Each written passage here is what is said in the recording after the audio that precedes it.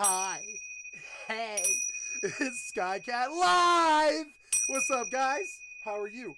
It is 1:43 p.m. It's 1/19/2025. That's a Sunday, January 19, 2025. It's about Sunday on a 1:43 p.m. Nice afternoon. I am very hungover.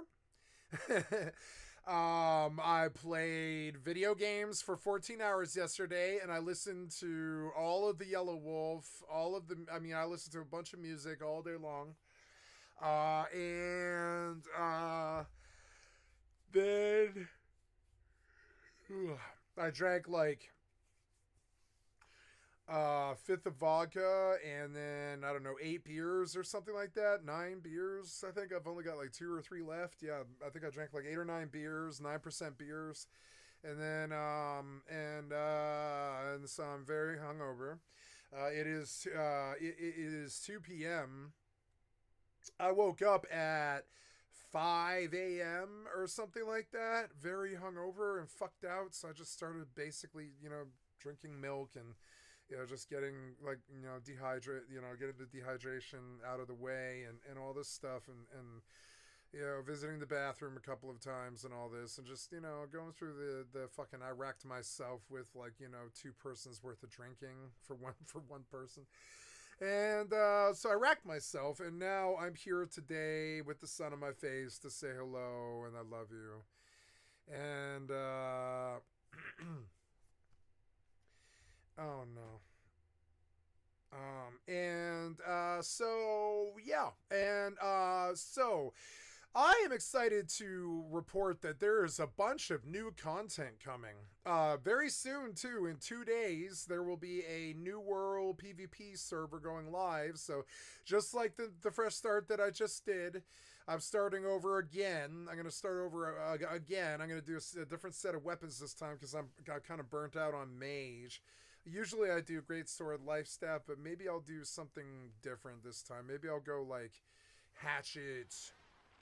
I've never ever done what's it, Warhammer, and I don't think I've ever even bought one. I don't think I've ever touched Warhammer. I've been saving it, so I think I'll probably do Hammer finally, Giant Hammer, whatever they call that thing, in New World, and so that's coming up on the 21st. We have Nightingale going, and damn it, you're like right on top of me. Damn it, so annoying. You like sat down on my camera.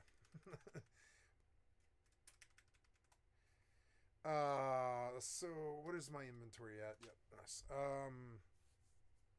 So, yes, New World content. Yes, and I also have like X4 is like brand new for me, so I'm like, doing the X4 thing. I'm earning passive income on X4 all the time, so I can buy mining ships, and yeah. And so, and then there's like good new content coming. What else am I excited for? There's Rust. Next month I think, yeah, like next month I think, Rust is doing medieval Rust, and that's a good enough thing for me to return to Rust, because if I can get piece of shit door campers, I mean, I'm okay with door campers who have blades, but I mean, I don't know. uh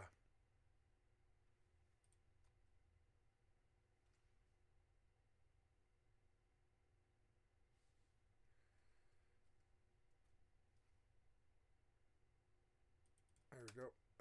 I'm just thinking about the other stuff, what other games there are.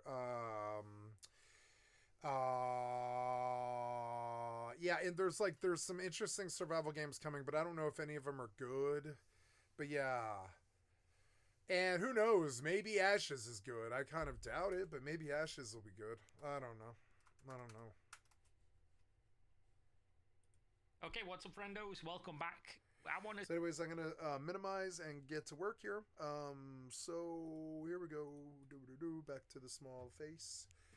And we'll go on about the business here. I will draw down this to the other screen.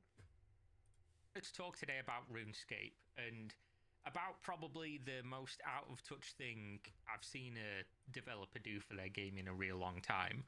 Oh, which my is mic saying a lot is because way down. I'm going to put it game back up. developers, Sorry. publishers, things like that. There we go. Typically, just have no idea why they're successful. I forgot. And they do their very best to basically treat their player base as if they're the kid that they're going to push around the schoolyard and pick them up by their ankles and shake them until coins fall out their pockets, or like they're fucking Sonic and you just hit an obstacle or something and coins fly out everywhere.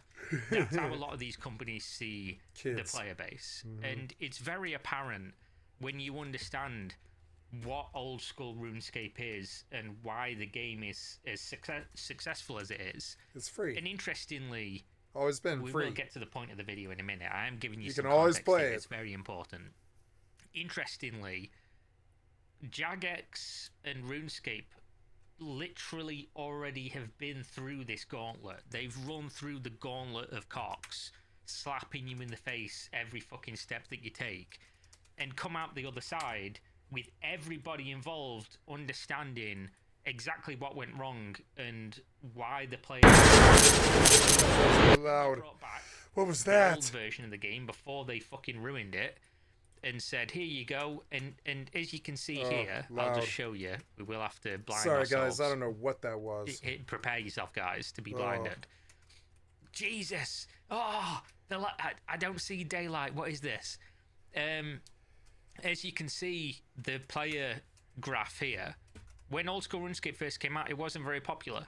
And then through years and years and years of providing valuable content, it's now the game. Like, if you look at RuneScape 3's numbers, they've just remained stagnant the entire time for a decade. And then Old School RuneScape's numbers have gone up to the point where they are carrying this game.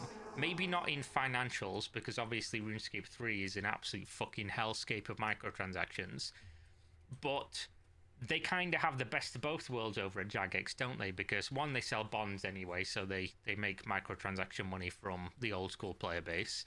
And two, they have a version of the game for people who want to be able to spend money, a ridiculous amount of money, and play the game like that and all the cosmetics and all that stuff. And then the version of the game where they can not overly monetize it and just have hundreds of thousands of people play the game with it hitting record levels of player base and charge those people monthly to play and basically just, you know, take a bite from both pies, so to speak. But they're not content with that, are they? Because I don't know if I recorded a video about it, but it was a few months ago.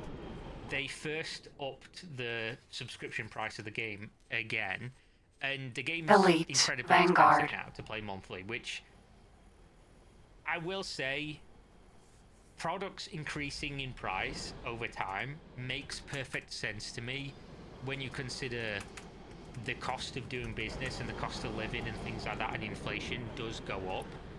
But it's particularly egregious for things like Old School RuneScape, because they simultaneously prey on, like, benefit from the fact that it's an old school game by giving you one character per account in a game where almost all people that have been playing for a long time play multiple accounts, because obviously that's the thing you do. You want to play an Iron Man, you want to play a normal one, you want to play a hardcore, you want to play a bronze man, you want to do any of these self-imposed challenges or whatever.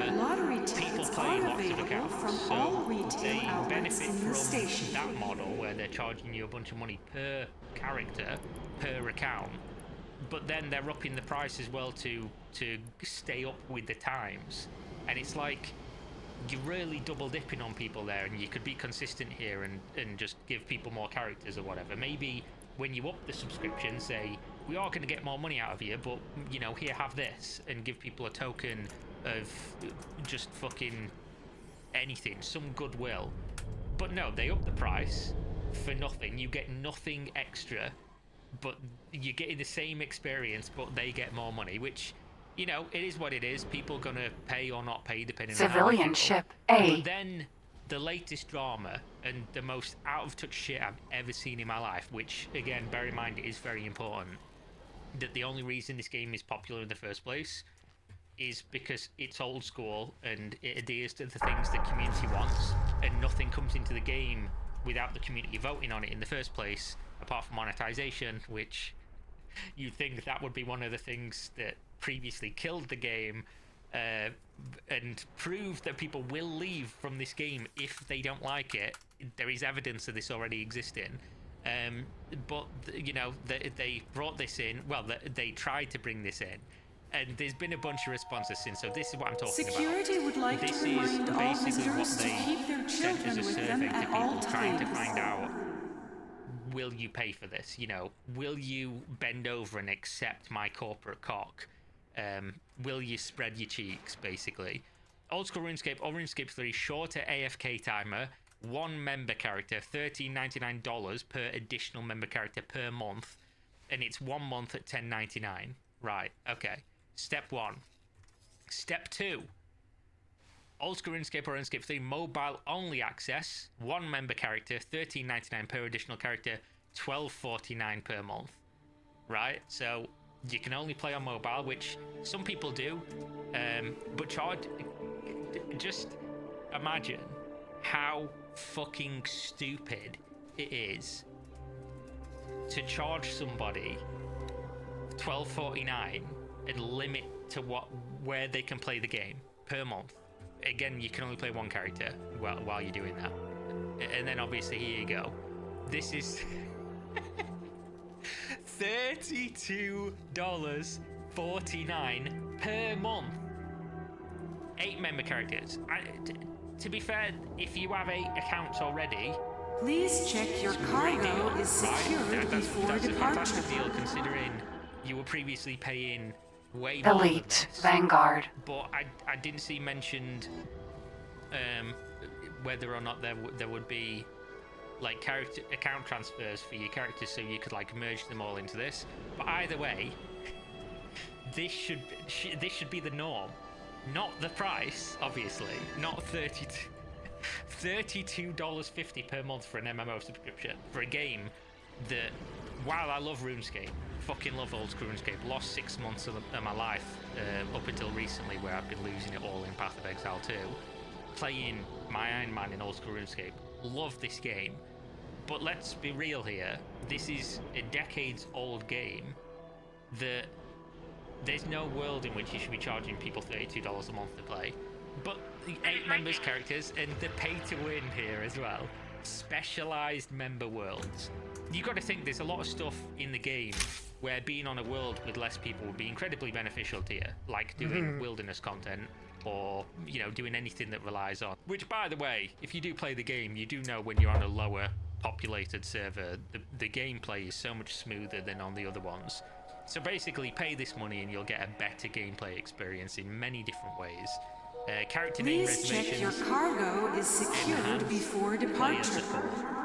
Now, let me just...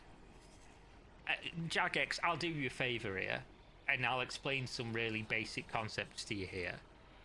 Can I help? If you have to sell somebody Over and out. on enhanced player support, you're not doing a good enough job with your player support, which the other paying customers should have access to good player support because they're paying you fucking money for a product, which again, this player base doesn't need you to exist. They'll just go play private servers and shit if you continue, because that's what they did before, and the game will cease operation. But you do need them because you've already seen them leave the game en masse and not come back. So, you know, you should probably really pay more attention to making your player base happy. Not, you know, do everything that they say, but don't actively try to piss in their mouth and tell them, you know, this is some fucking Fiji water, because it ain't. Pause membership option. This should just be default. Again, just another Jagex thing. I think that's all for there. But as you can see, this is fucking... There's an R word we need to use for this. Can I help? Gets you demonetized on YouTube. Goodbye. But this is R worded as fuck. And then obviously, because this was a survey they sent out to people, like, oh, would you mind if you open your door one day and I was stood there with a striped jumper like something out of a fucking 70s cartoon strip, and then I bent you over and rogered you in the ass? Would you mind if we did all these things that The are restaurant is overtly now negative open for and anyone wishing to serve only dine us before departure. in making us more money? They also got a guy to record videos of all the things they'd be doing, which is very flimsy, by the way. A lot of the stuff that he talks about in this video is just like, oh, we might do this. We might have this in it for your $32 a month. We might not. We could do this. We could not. And some of the stuff in here, they talk about stuff like basic security features and things that, again, as a company, there's a very easy way to look at player support and security features and things like that, and it is your player base. You have to assume your player base are dumb as fuck. You have to assume that they're literally munching crayons like 80% of their day, and they're just vomiting multicolored stuff out their mouth from all the crayons they've been eating, because 9 times out of 10 they are. And they're gonna fuck up, they're gonna get phished, they're gonna click a link, they're gonna give somebody their account details, they're gonna do something, they're gonna RMT, they're gonna do something that's gonna make their account vulnerable. And it's in your best interest to put as many tools in place to stop that happening, or make there be a large amount of friction there, because then they don't inundate your already dogshit support that you underpay and undervalue and give a lack of resources, so that those support people that, again, there's not enough of, can then help other people with other stuff and not have a massive queue of things that alienates your player base and makes them feel like that you have bad support, which you do. And, you know, this is like a self-fulfilling prophecy. You give people a tool so that you can lighten the load that the support already has to deal with, and then you can maybe get away with having shit support, at least to the degree that you do. So the idea that you'd paywall that isn't even just like a spit or a slap in the face to the player base. It's just displaying greed, ignorance, and stupidity about what you should be doing as a business, and basically how you lighten the load and make things easier for you and your employees. But either way, all these videos, as you go through them, Hi, I'm Mod Nav, Senior Strategy Manager at Jagex. it's just a bunch Thank you of for bullshit. taking the time to share your feedback with us.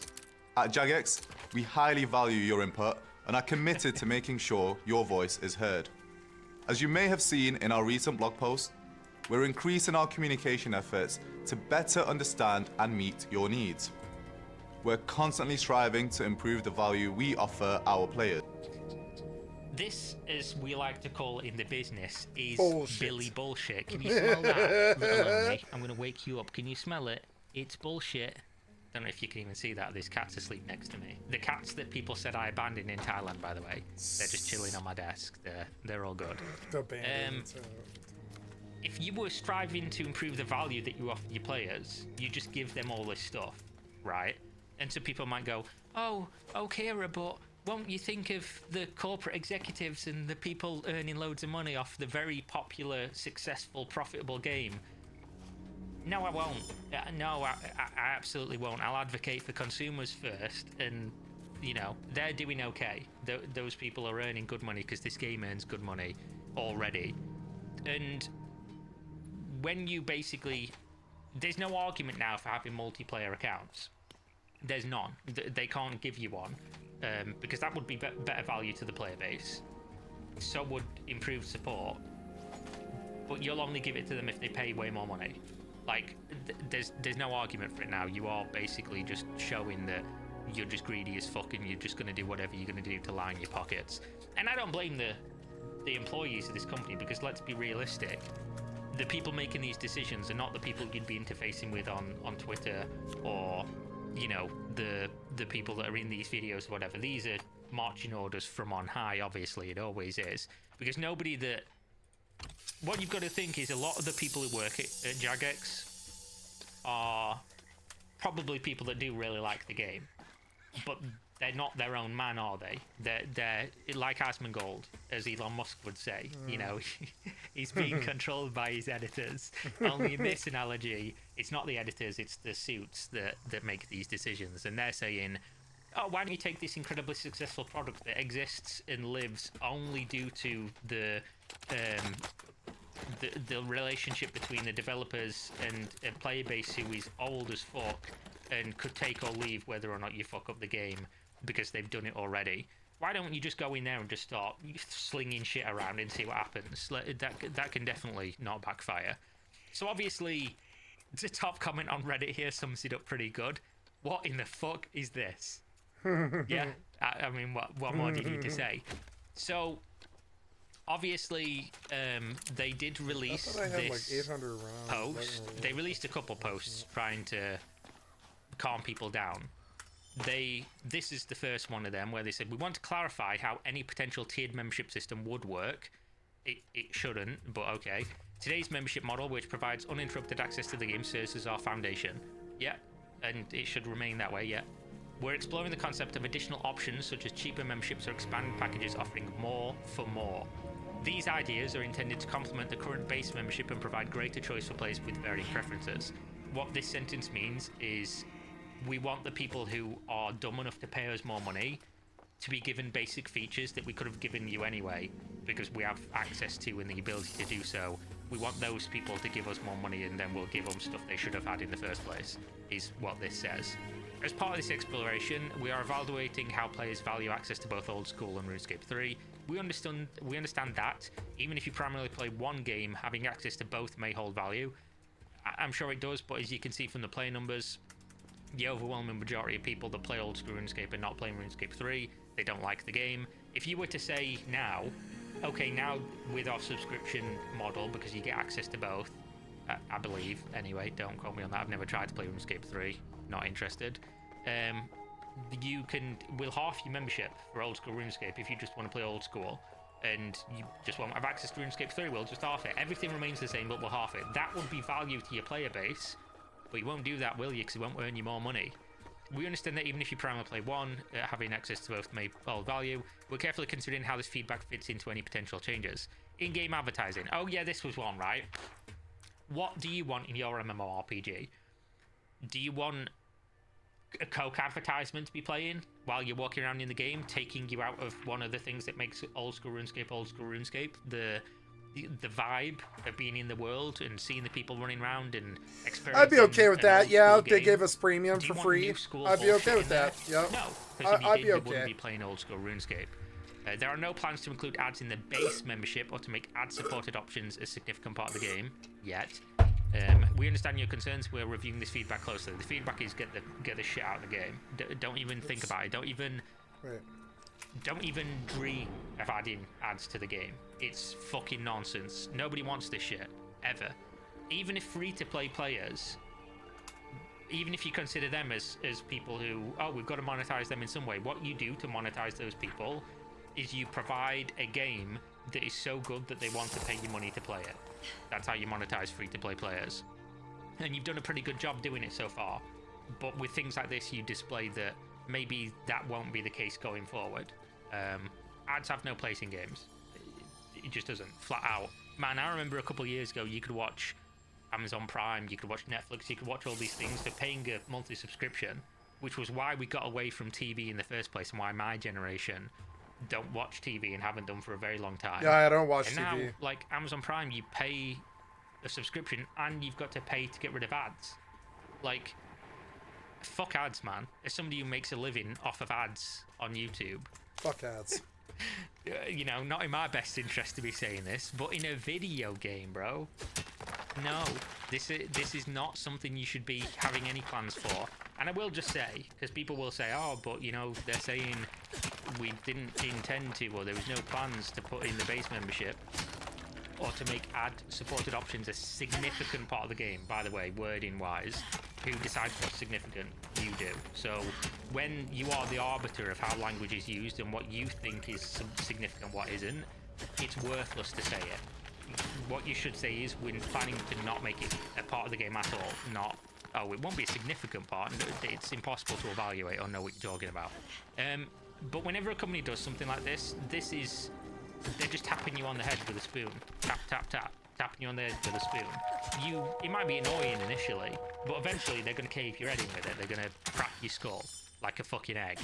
And that's what they do. It's pushing the boat out, you know. Oh, that boat's an inch away from me now. It's fine, I can still reach it, you know. I'm not going to be stuck on this island. Oh, it's an inch away again. And then by the time a couple of years pass by, You can't see that motherfucking boat. You're on that island. You're stuck. It's a totally different game. You're playing a totally different thing. I like the analogy. You've literally seen this happen with other games. Retail WoW, RuneScape. It's very clear to see. Microtransactions in overall gaming, if you look at that as an entire situation. We've seen the boat get pushed out so much that it's an unrecognizable landscape. It just is what it is. Paid player support. We've heard loud and clear that robust customer support is a baseline expectation. It's the idea that they literally want to, like, spit on your face. You're watching them do it. They spit on your face and you go, what the fuck have you just done that for? And they go, I didn't know you weren't like that. Like, you know already that players expect good customer support, but they'll put up with not having it up until the point where you say, oh, we could do better, couldn't we? Just, you know, give just a bit more money. Like, you don't need to be told loud and clear that players expect this. You know, you just decided to ignore it this whole time up until the point where you tried to charge people money. You feedback makes it clear that this should remain a standard part of membership, and we're taking that into consideration. It should remain a standard part of membership. Buddy. It's a good one. Reduced AFK timers. Suggestions for AFK timers for non-premium members have been widely criticised for good reason. These ideas were included to understand player preferences and were not intended to be concrete plans. Again, what these surveys are, a lot of the time, is we want to do these things. We just want to see how pissed off we'll be. Because if you're not very, very pissed off, we'll just do them.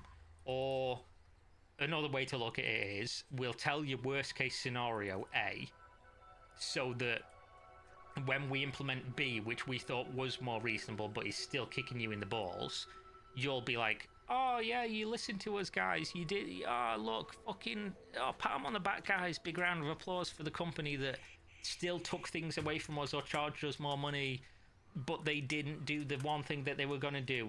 You'll see companies do this all the time, where they make a really bad decision that seems ridiculous, and then they'll pull most of it back, and then everyone will be circle jerking each other, fucking going skiing, like, oh yeah, guys, look at how good this was, oh, they really listen to us, they really love us, but they've still taken something away from you, or they've still done something negative. They've just not gone whole hog, you know. It's just how it works, and if you follow this, you'll see it time and time again. So this is what they do. They want you to know. They knew this was going to go public, but they want to see what they can get away with, to see which parts of it that they can get away with, and then, you know, we'll see what they do when they pull back, and what actually gets implemented. If the response is so overwhelming, maybe they'll do nothing, but I don't know that they'll give you anything extra. So as an exercise, all they've really done is fuck themselves, because of the communities that exist, I think there's very few that I'd have any faith in to really, really push back and stand firm with stuff like this, other than Old School RuneScape. Old School RuneScape is a fan base of people, again, they've seen this, they've been there, they've done that. Mostly older people, people with lives at this point, people with kids, people with wives and things like that, careers, and they're people that I think would stand against things like this and not just lie down and take it like we've seen in a lot of other games and scenarios. So next steps, your feedback matters. We've already reviewed your input to ensure that unpopular ideas are ruled out. This survey is about learning, not making decisions in a vacuum. No final decisions have been made. This research is a starting point for discussion, not an announcement of changes. We're listening. We'll continue to keep you informed and address concerns as they arise. Sorry. And then obviously the CEO came out and put his balls on the table. So we'll go over this next. It might be a bit of a long video, but you know, you're pretty used to that from me by now, I think. So this is from Mod Pips, Jagged's CEO, which I've seen a lot of people saying this guy should resign. And again, maybe the title of CEO, you've seen that and you've thought, fucking hell, this is all this guy. This is all he's doing. But when you're the CEO of a company that's wholly owned by somebody else, you're not the decision maker, are you? You're probably running day to day. You're probably more hands-on than those people are.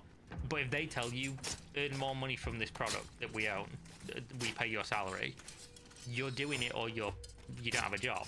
Like it's as simple as that. Like maybe you can try to steer the ship in a different direction minorly, but I don't believe that this is he's just woke up one day and thought, CEO of Jagex, aren't I? Why don't I just fuck my player base to death? Like I don't think that's what's happened, but maybe I'm wrong. Either way, we'll read it. The conjoint membership survey has caused the community frustration, anger and concern. We made major mistakes with this and are truly sorry. Your feedback is heard loud and clear. This was clumsy and inconsiderate to say the least.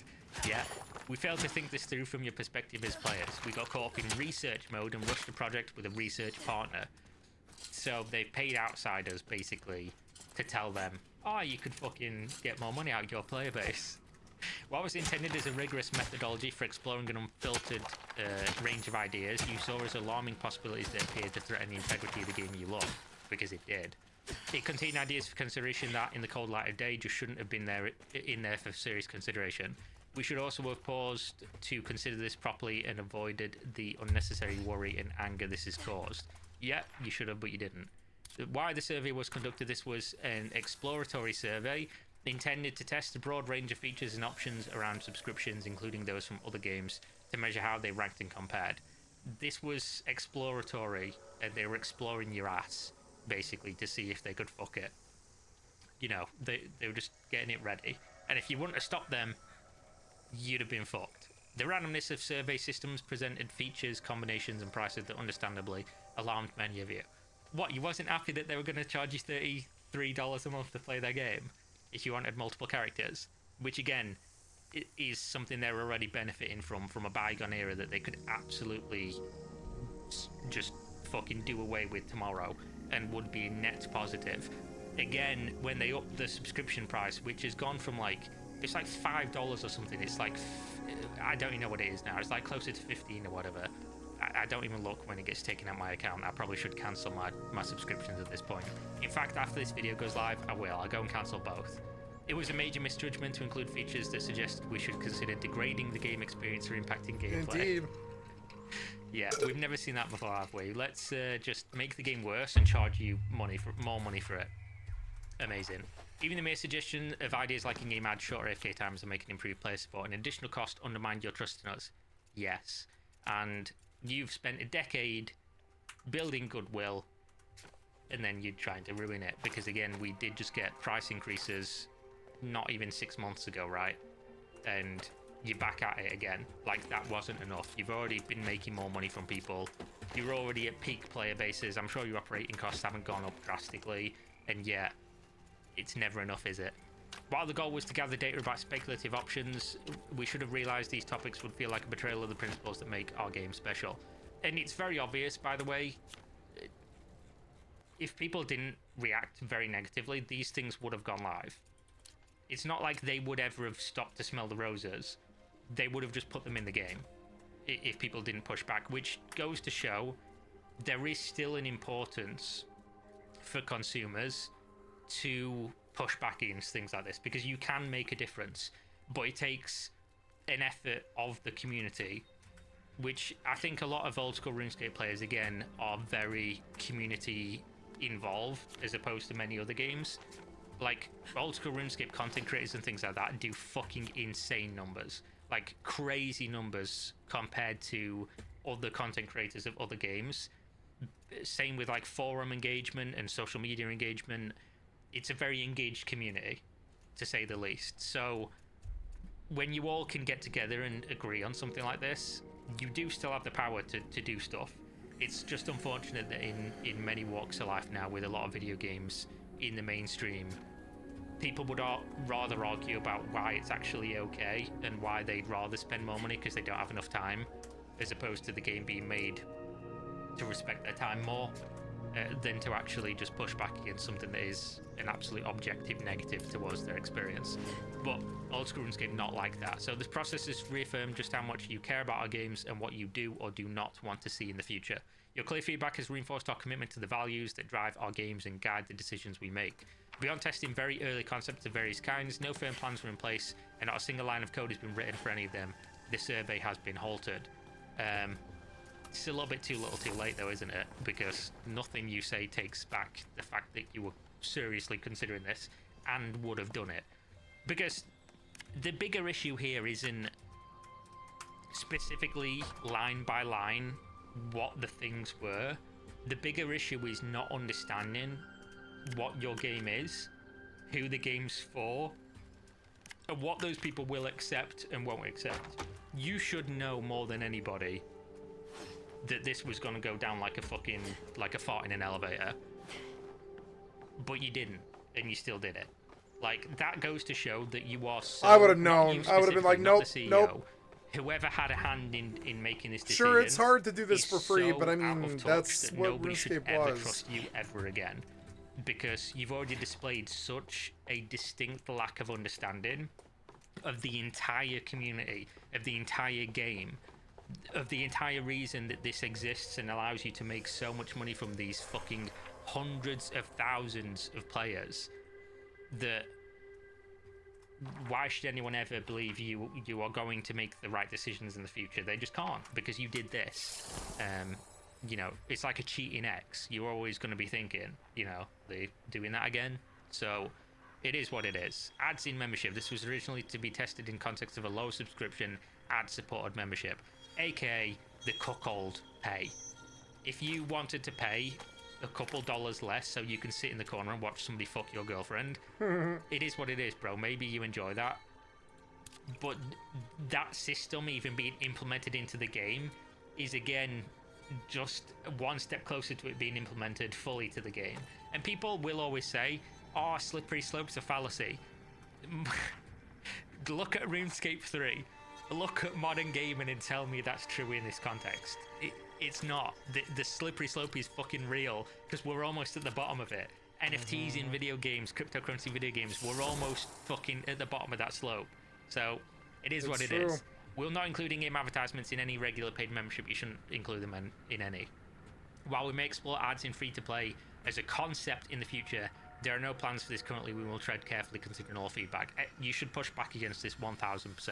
If you're in the RuneScape community, you should absolutely not let them implement a system into the game that is only ever one line of code away from fucking switching it into the full version of the game. Don't do that. Don't let them do this shit. Because if you do, they will eventually. It's the fucking, you know, when they came for me, when they came for that group, I didn't pay attention because it wasn't me. When they came for the next group, it's that, right? If it's in the game, one of these fucking execs one day is going to say, why don't we just, oh, look all the money we're earning from these in-game ads. Why don't we just flick that switch? If it's there, if it's easy to implement, they will do it. Which nobody should want, because it will literally kill the game. AFK time. Similarly, this was originally included in the concept of lower membership option, but we will not be reducing AFK times for any paid membership. So again, they're not even saying that they're not going to do this. They're just saying, he's just clarifying what they already said, which I don't think anybody thought it was going to be in the other one. So you're basically just saying, oh yeah, it might still be a thing, so not walking that one back. Exclusive worlds and pay-to-win concerns. We understand that exclusive worlds or other mechanics that could be perceived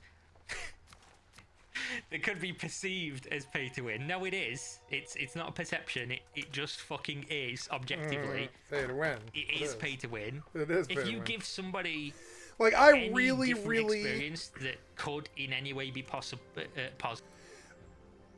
I would very much like to I would very much like to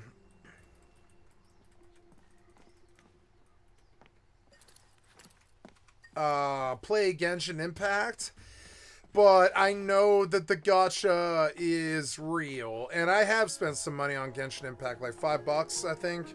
That's way more than I usually spend on a free game, and that's weird. And but I like Genshin Impact, and it's sad that they put this really amazing game behind this paywall, because the game itself is fun to play. It doesn't really have base building is my only real complaint with it. But as far as the RPG combat goes, it's actually a good game. I like the combat in Genshin Impact. It's impactful, feels fun, like Zelda. I have to go to a cave, but I don't know which one. I can go to the new lands if I wanted to, but I'm not totally ready.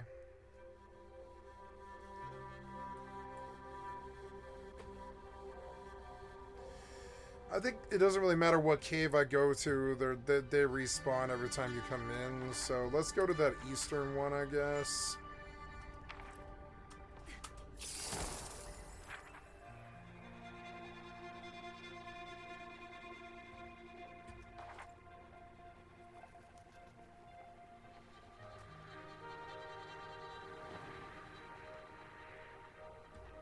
I love this game. I love the vibe, how peaceful it is.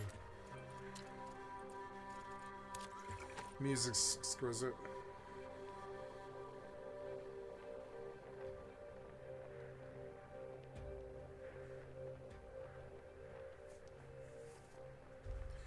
I've been meaning to pop in and read their Discord and just see what's going on in the community.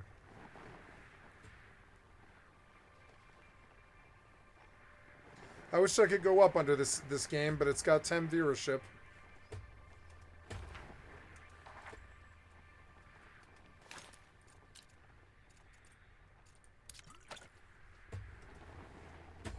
But I mean, that's me. I like bad games. I wouldn't call this a bad game. I just don't think it's a very popular game. I wish Rust had a glider. I mean, it's got a parachute now, but it doesn't really have a glider. A hang glider would be really cool in Rust. Air currents and stuff like that.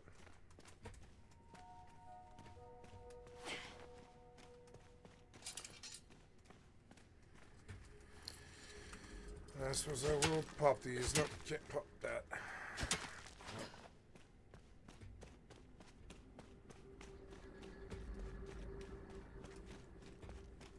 It appears that I have actually farmed out these caves and let's go to the crossways and hunt sulfur in my abeyance realm.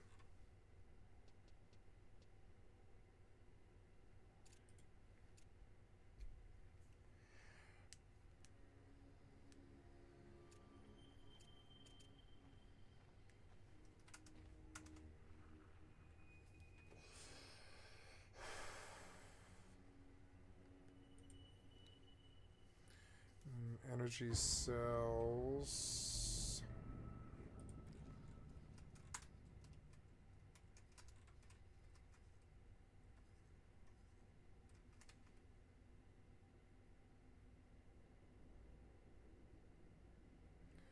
Wait, that's my wait, that's my mining ship.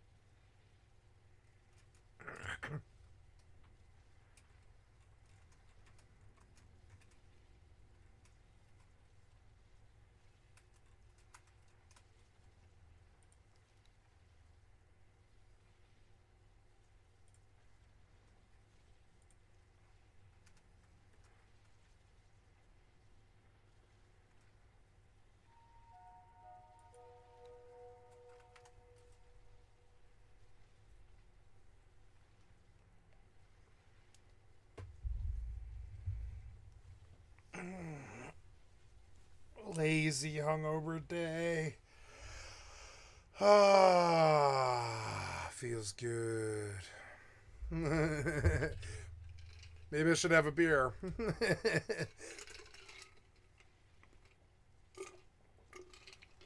I mean, fuck it, why not?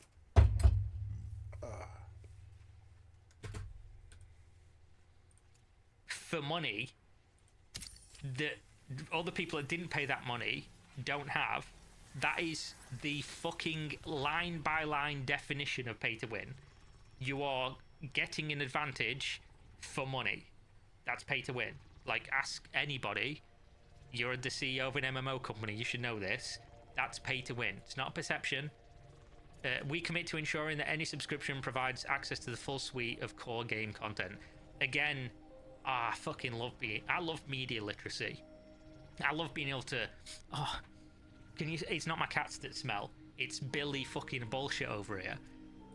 This line of text doesn't say they're not going to do it. What you've got to do here is put full focus on core game content.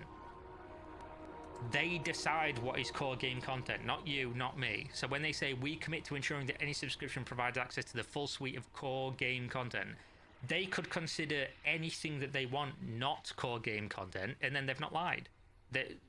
This is PR. This is just PR written to commit to nothing. This says nothing. Game clients and plugins. We will not make plugins or features on our official client paid options. Again, this was a thing. I don't remember where I read or saw it, but there were people talking about this where they were saying like, oh, if you're on the lower subscription model, you can't use RuneLight, which everybody uses RuneLight. The game is fucking unplayable without using RuneLight. So being like, I gotta pay more money to use this thing you can already use, just shit, isn't it? We want to reassure you, again, since RuneLight was a third-party client that they work with now, and it cannot be overstated how much work the people who work on RuneLight and all the plugins and things have done that has benefited Jagex. My headphones are done. I can take the cord RuneLight off. has brought in so many new players and kept other players playing the game to the point where they should get fucking stocks. They should be getting paid dividends for what they've done. But instead it's like, nah, we'll fucking limit who can use it, whether they pay us more money. Motherfucker, they're already paying you more money by that existing. Because if it didn't, you'd be making way less money than you already do. Like, it's crazy. You've made this. Oops. I made this. Like, Sorry. motherfucker. We want to reassure you that we do not plan to gate features behind paywalls. You literally were going to with the paid worlds, but okay. You did plan to do it, and then people said, oh, is that a sandcastle you're building? Fuck your sandcastle, and kicked it over. But that's literally what you're doing. So again, another lie. Been caught in another lie. This applies to the incredible work done by community developers too on clients such as RuneLight and HDOS.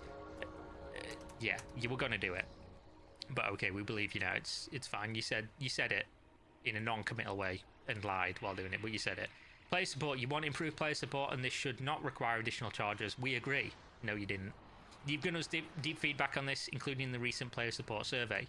We understand the frustrations players have with existing support systems, and whilst we understand any doubt you might have, there are changes already in progress. Yeah, I'm sure this was in the pipeline to get ready for the enhanced player support. If we want to make sure our baseline support offering meets your expectations regardless of the content and feedback from the recent survey, we hope to be able to talk more on this soon. I bet you do. But this again still doesn't mention not doing the thing, because they're still just talking baseline support offering, which means that there's going to be something that isn't baseline. This again, it's in the text. It's right there. General principles: we will never degrade or change the gameplay experience on offer between subscribers. I mean, you were going to. Do I believe that you're not going to? No, I don't. If I watch you right in front of my face open the cookie jar and take out a cookie and eat it, while you're still licking your fucking fingers, licking the crumbs off, you know, nom nom nom, am I gonna believe if you say, fucking not gonna eat them cookies anymore, am I? Especially if I can see you reaching into the jar again. Like, it's not how it works. I don't believe you. Nobody should. We recognise this is a red line and an essential part of OSRS's values. We recognise now, of course, after doing it. Didn't recognise before. Totally clueless, of course. We're expected to believe you just woke up one day and went, oh yeah, I don't know anything about the game I'm the CEO of, or the people working with me and the people above me who own the company. They just don't know anything. No, you knew. You just thought you could get away with it. And at least for now, you haven't. Moving forward, we will take more time to reflect on how we explore topics like this again. Don't. The whole situation is a powerful reminder of, it's very simple, I'll fucking solve it for you. You don't need to reflect. Don't. Give people more stuff for the already inflated and increased price for the subscription model, and fuck off. Keep making content for the game that people like. Keep polling people on what should be in the game, and stop doing this. You don't need to explore any of this again. You don't need to reflect on it. You need to not do it. Very simple. The whole situation is a powerful reminder of what is most important about OSRS. It's given us valuable insights not just about subscriptions, but also into the concerns that arise when these topics aren't I'm just amazed it's still doing as well as it's doing. Any future proposals will be crafted with far greater consideration. It's proof that most games aren't that fun. And the values that define our community. Like, they aren't that fun. We remain Modern committed games to aren't protecting the core principles of our games, that fucking RuneScape 3 exists. This survey was intended as a way to gather feedback, but we recognise that it caused concern and undermined your trust. Never getting it back. I want to assure you that we care deeply about our games and the passionate community that makes them thrive. Yeah, okay. We are determined to learn from this and ensure that OSRS remains the game you know and love. A final note, from the start, we aim to consult you on what you value most. While this has undoubtedly been a challenging few days for everyone, the process has achieved its core purpose to yeah, I'm sure this was a result. When all the social media was going crazy and all the team were probably getting death threats from unhinged weirdos on the internet, I'm sure you went, yeah guys, result, yeah, we did it. I'm sure this was what you wanted. This was achieving the purpose. Gather unfiltered feedback. This kind of transparency and collaboration is at the heart of what makes our game so special. The game is shaped by its community, and your voices remain central to every decision we make. While we recognise that mistakes were made here, the fact that we've received such a strong and clear feedback reinforces how deeply you care about this game. It's a shame you fucking don't as well, isn't it? Old School RuneScape thrives because of its community. Yeah, it does. You're right, yeah. You should have known that beforehand. Working closely with you keeps us moving forward, even when the discussions are difficult. Thank you for your passion and your feedback that drives us to do better every day. So yeah, I don't think I need to really say anymore. I think we've covered this pretty extensively. I will just say that things like this don't just happen, and companies like this know how the reaction's going to be. They maybe didn't know it was going to be this bad, but they knew this was going to be negative because they know who the community is. As much as with many companies you can get by saying like, oh, you know, it's nameless, faceless suits and whatever else, a lot of the Jagex developers and community, just employees of the company, are forward facing. People know them, people have seen them, people have heard them, they've spoken to them.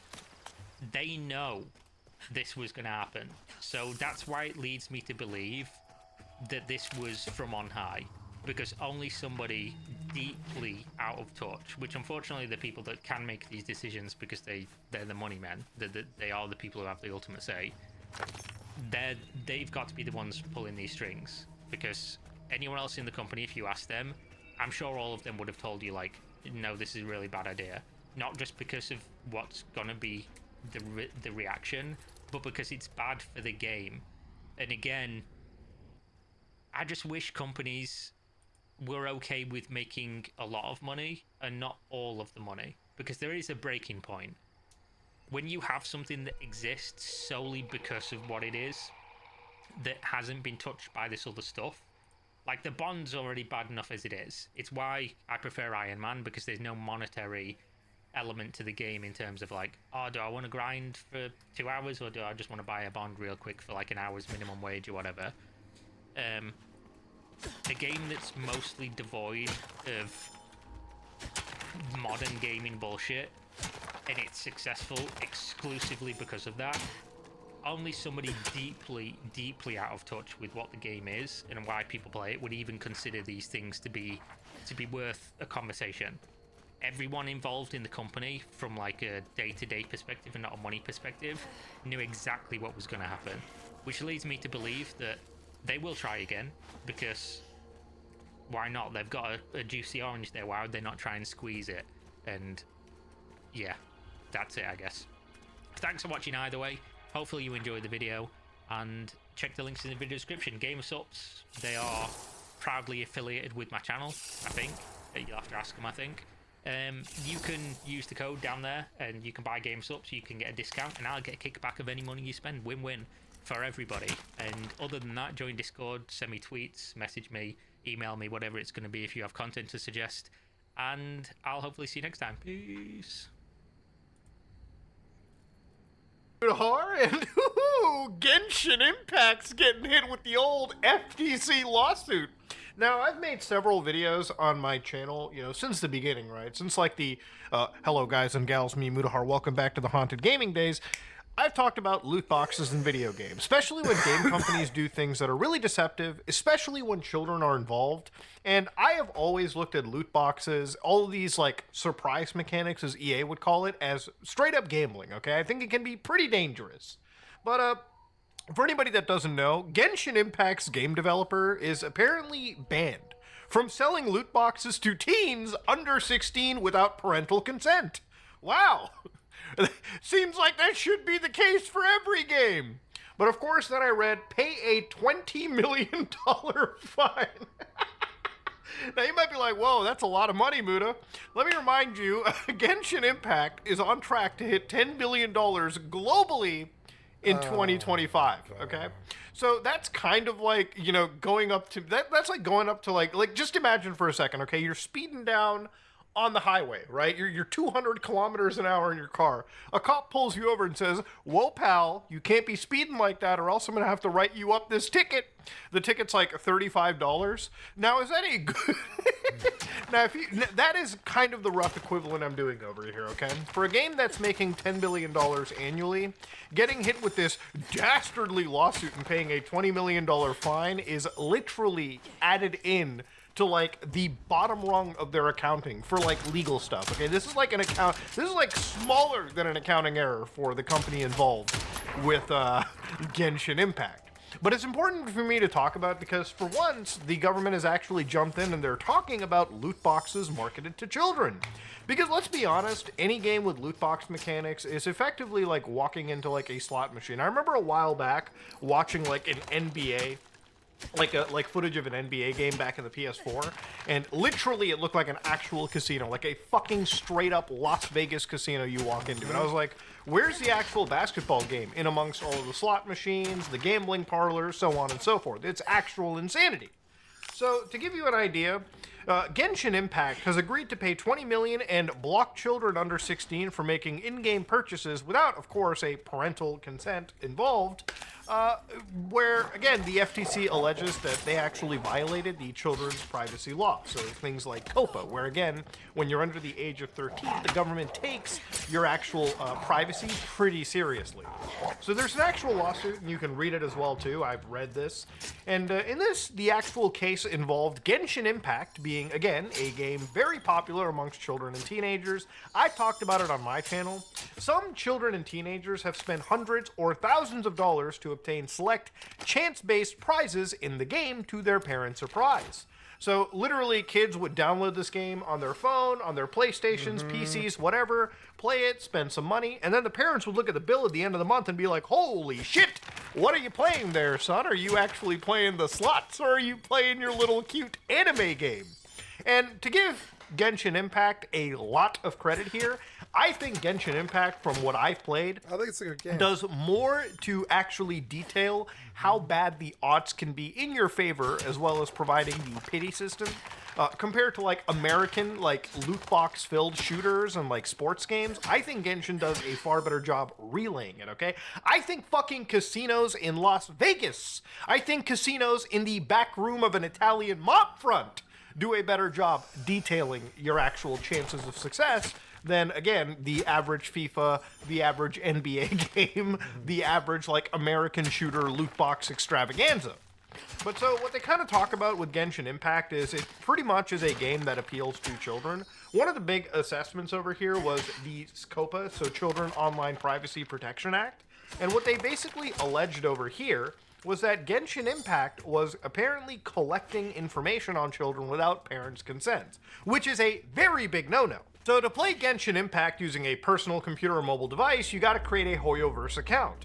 Players are required to provide an email address to create the account, and once the player's account has been created, Hoyoverse then solicits players to enter a mobile phone number and to create a username. Hoyoverse assigns each account a unique user ID, which functions as online contact information. Players can use these IDs to exchange friends requests and send or receive chat messages, so something that you would expect to be anything related to any kind of an online game. Okay, you do this for pretty much any game. Call of Duty, you do this.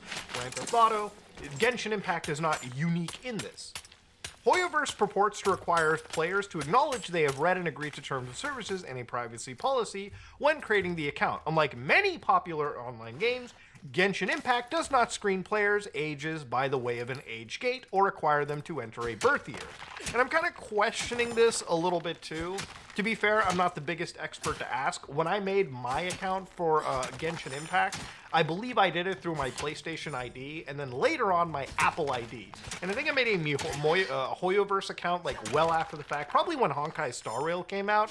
And usually at that point, you're just like linking accounts. So I believe they understood the age of me through my Apple account, through my PlayStation account. But yeah, if this is entirely true, you should be age gating, and if you are collecting information from children underneath the age of 13, that is a severe no-no in the United States, and it should be a no-no anywhere in the world. So they go over like how Genshin Impact is appealing to like children, so they show like Paimon, the actual mascot. Like clearly this is, the art style is intended towards children, not so much people my age, even though people my age definitely do play video games like this, and they are some of the worst degenerate gamblers when it comes to gacha games.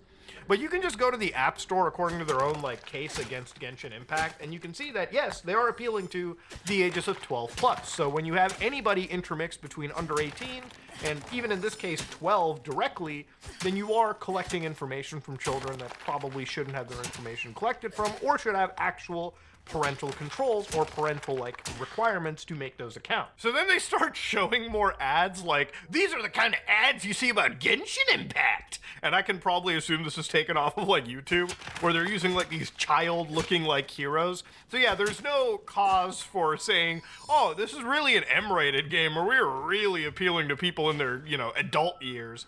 No, this definitely is a game intended towards children, right? They even dug up videos from, like, YouTubers. Again, like this one account, It's Funny, playing hide and seek in Genshin Impact. And again, they literally, like, Genshin Impact is directed to children, right? Hoyoverse has encouraged these influencers to engage in child-oriented activities within Genshin Impact, such as hide and seek. Now, to be honest with you, imagine if the FTC decided to jump down and say, what about games like, they even mentioned it, Minecraft and Roblox. But I mean, I'm looking at this and I think, damn, what about like Call of Duty with shit like prop hunt, hide and seek? What about that? I mean, I guess Call of Duty is clearly a game for adults because it does focus on adult themes. It does have violence all the way thrown about it, and it's not cartoony like this. But yeah, when I see that, it just makes me kind of laugh because, you know, this lawsuit was drafted up by people who clearly do not just play video games. And this was something they saw a screenshot of and they were like, oh yeah, hide and seek in a video game? Get the fuck out of here. So in many cases, Hoyoverse has become aware that Hoyolab users are children, right? So Hoyolab is this one thing within Genshin they have. Some users have stated or indicated in communications reviewed by Hoyoverse that they were under 13 years. So for example, in social media postings on Hoyolab, or in posted photographs, videos, or audio files containing a child's image or voice from which it was apparent that the user was a child. Again, I almost wonder, like, who was doing compliance over at Genshin for this to even be a case that the FTC could use against Genshin, right? Like, this is insane, since it apparently seems to have happened. So then we get into the aspect of loot boxes, okay? So Hoyoverse requires consumers to engage in a complicated and confusing series of in-game transactions to open loot boxes involving multiple types of in-game virtual currency with different exchange rates. So before we go into it, I kind of want to talk about requiring a consumer. Like, if you're playing a game free-to-play, like a gacha game, you're never really required to engage in the loot box stuff.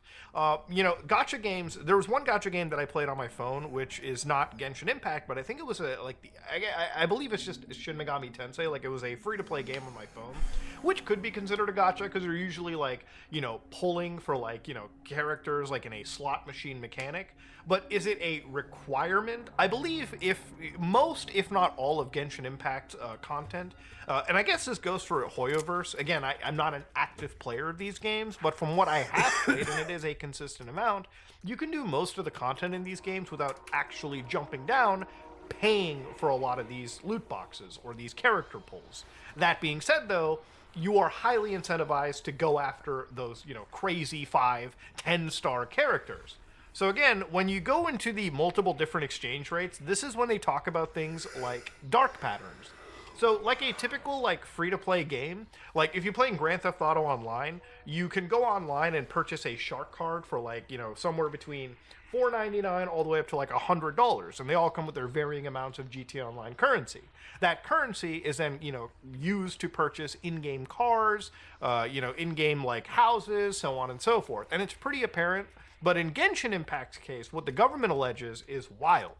So consumers must exchange a different virtual currency called Primogems to acquire Wish tokens at an exchange rate of 160 Primogems for 1 Wish token. That I know very well. Players acquire Wish tokens in this way through a virtual storefront called Paimon's Bargains, named for the childlike Paimon.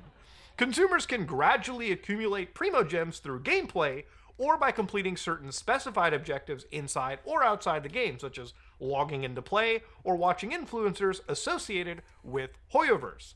Hoyoverse provides Genshin Impact players with limited amounts of free tokens and Primogem exchangeable for Wish tokens.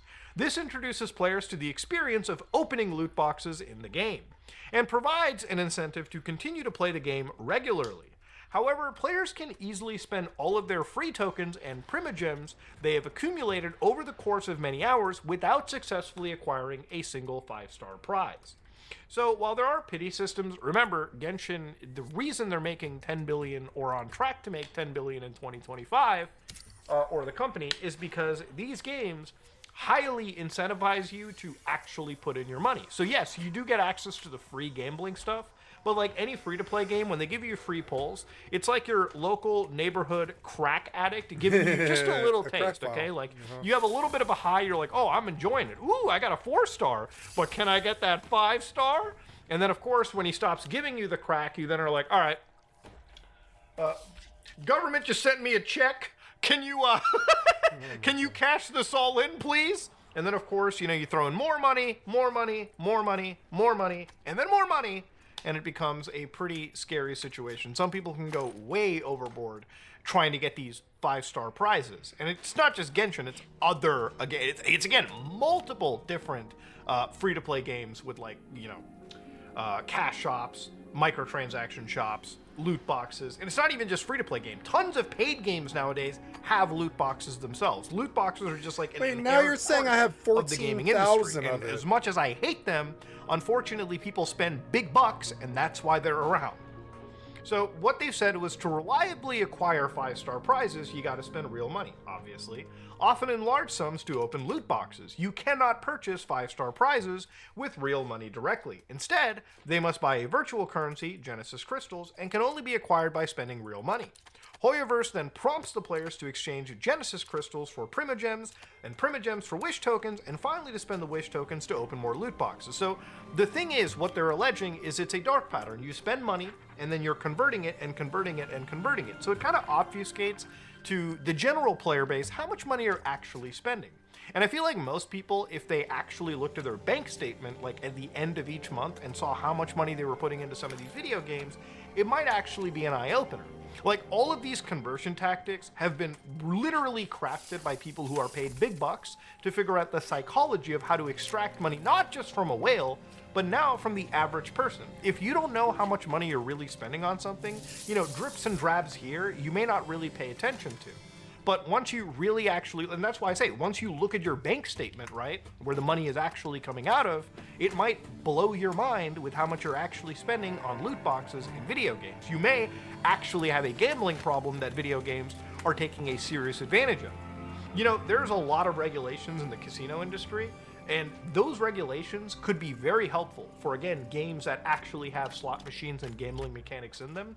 But because these are video games, the government doesn't take them the same way, even though I feel the psychology being tapped into is not far off from something you'd find in Vegas or Macau. So if a player attempts to open a loot box but does not have enough wish tokens, the game prompts the player to exchange primogems for wish tokens. If the player has fewer than 160, the amount needed to exchange for a single wish token, the game then prompts you to top up, or just keep spending more money. And sometimes you might notice that as you're buying packages, sometimes they'll conveniently price something at, like, let's say 100 gems, but they'll only have a package for like 150 or like 50 gems. So you have to inadvertently spend more money than you really should to get that 100 package, right? You have to buy 50 more points than you really need. So it becomes this weird situation. It's not just Genshin that does that. It's obviously every other game that does it. Siege does this too with like elite skins. You have to buy a slightly more expensive pack than what the skin is worth just to actually buy that skin. It's insanity. So even SS Sniper Wolf jumps into this. She's also part of a lawsuit, surprisingly. Hoyoverse paid influencer Sniper Wolf more than $100,000 to record 2 videos promoting Just 2 6 videos. racks. Hoyoverse provided SS Sniper Wolf with written instructions directing her to open loot boxes for the chance to obtain characters featured on the event banner and to convey that pulling for new characters is exciting and fun. Remember, SS Sniper Wolf's audience is literally younger than an embryo. So she is literally promoting a slot machine to fucking children. Okay, that is insane. She is promoting the slot machine. She's like, hey kids, it's exciting and fun. Hoyoverse also instructed SS Sniper Wolf to tout at a boosted rate to obtain a 5-star hero, Zhongli, featured on their event banner. So anyways, she releases this video. It features a segment in which the influencer opens 12 loot boxes in a row, conveying enthusiasm and excitement as she's been instructed, and won the featured 5-star hero. She remarked, we're getting way too lucky tonight. Are you really? Are you getting way too lucky? Are you? In reality, Sniper Wolf's promotional video is misleadingly edited to depict a fake loot box prize win in a way that would have been impossible in a Genshin Impact game. For instance, when a Genshin Impact player opens a loot box containing a 5-star prize, the game displays a golden shooting star animation, but in Sniper Wolf's video, the supposed 5-star prize win was preceded by a purple shooting star animation. The video also depicted an uninterrupted succession of 12 loot box opening animations when the game allows no more than 10 loot boxes to be opened at a time. So I actually do want to see what they're alleging here, so I'm going to pull up Sniper Wolf's video here. We're going to get Jamie to pull that clip up and just see what the fuck is going on. Do we get any of the new weapons? Okay, so we flew the gem, so we've got blues, we've got the purple, and then of course, okay, so this is a straight up, she's got a bow. Oh! Okay. She's got the thrilling... No wonder, I'm like, why can't I... Okay, here we go, so I can... Here we go. Oh, 4188. That's gonna take 872 hours. Okay.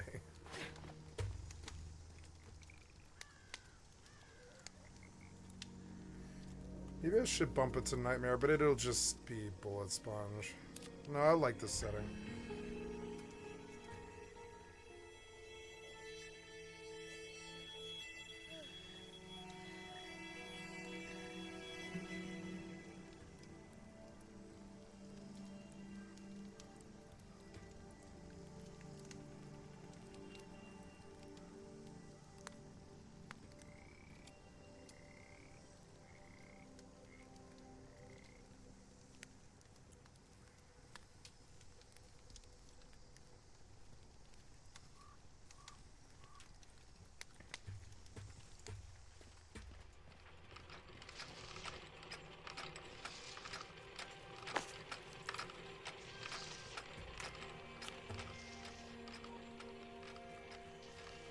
Why can't I make what I need? I just made gunpowder. What are you talking about? Oh, I have to put it away, probably. I think.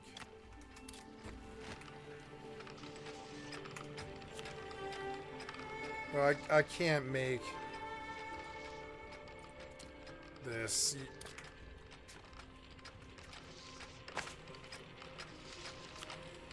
Oh, no, wait. Stop. Gunpowder.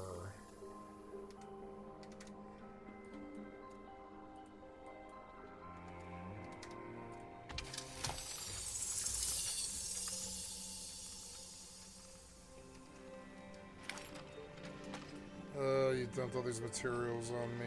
So annoying.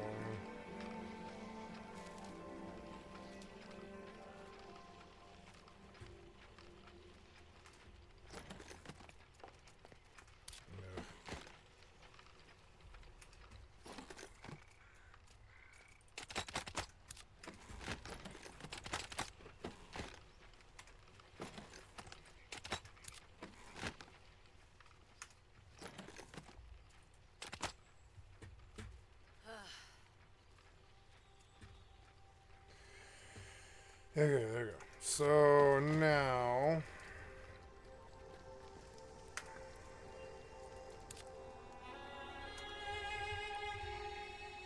The debate club.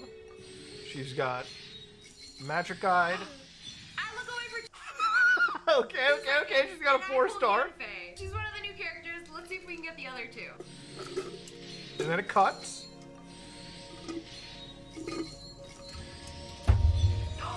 Noelle. I like wow, Noelle. She's really I like cute. Noelle. Noelle was really good. She was my main. And I'm trying to get some 5 stars. I got some Lee. Bro, we did not see the shooting stars lead to that. Ooh, I'm gonna have, dude. I'm actually like, ooh, that's a look. That's a little sussy wussy there, Sniper Wolf. Get out of here, bro.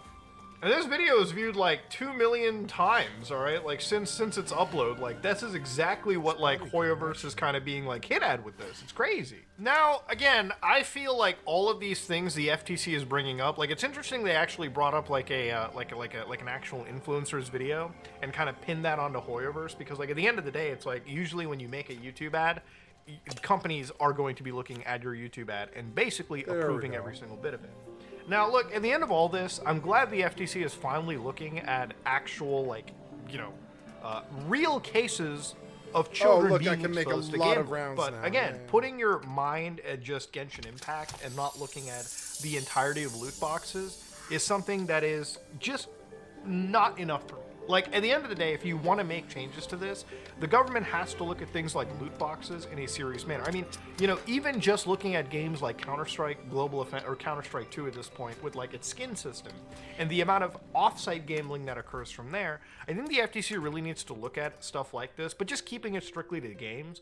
When you have things like loot boxes, I'm glad they're doing this because they're really hitting at things like dark patterns, so misconstruing how much money you're actually spending, which again, it's not done for no reason. It's not like they intentionally do this to make the game look cooler. It's literally designed in a way so that people who are playing the game don't realize how much money they're actually spending.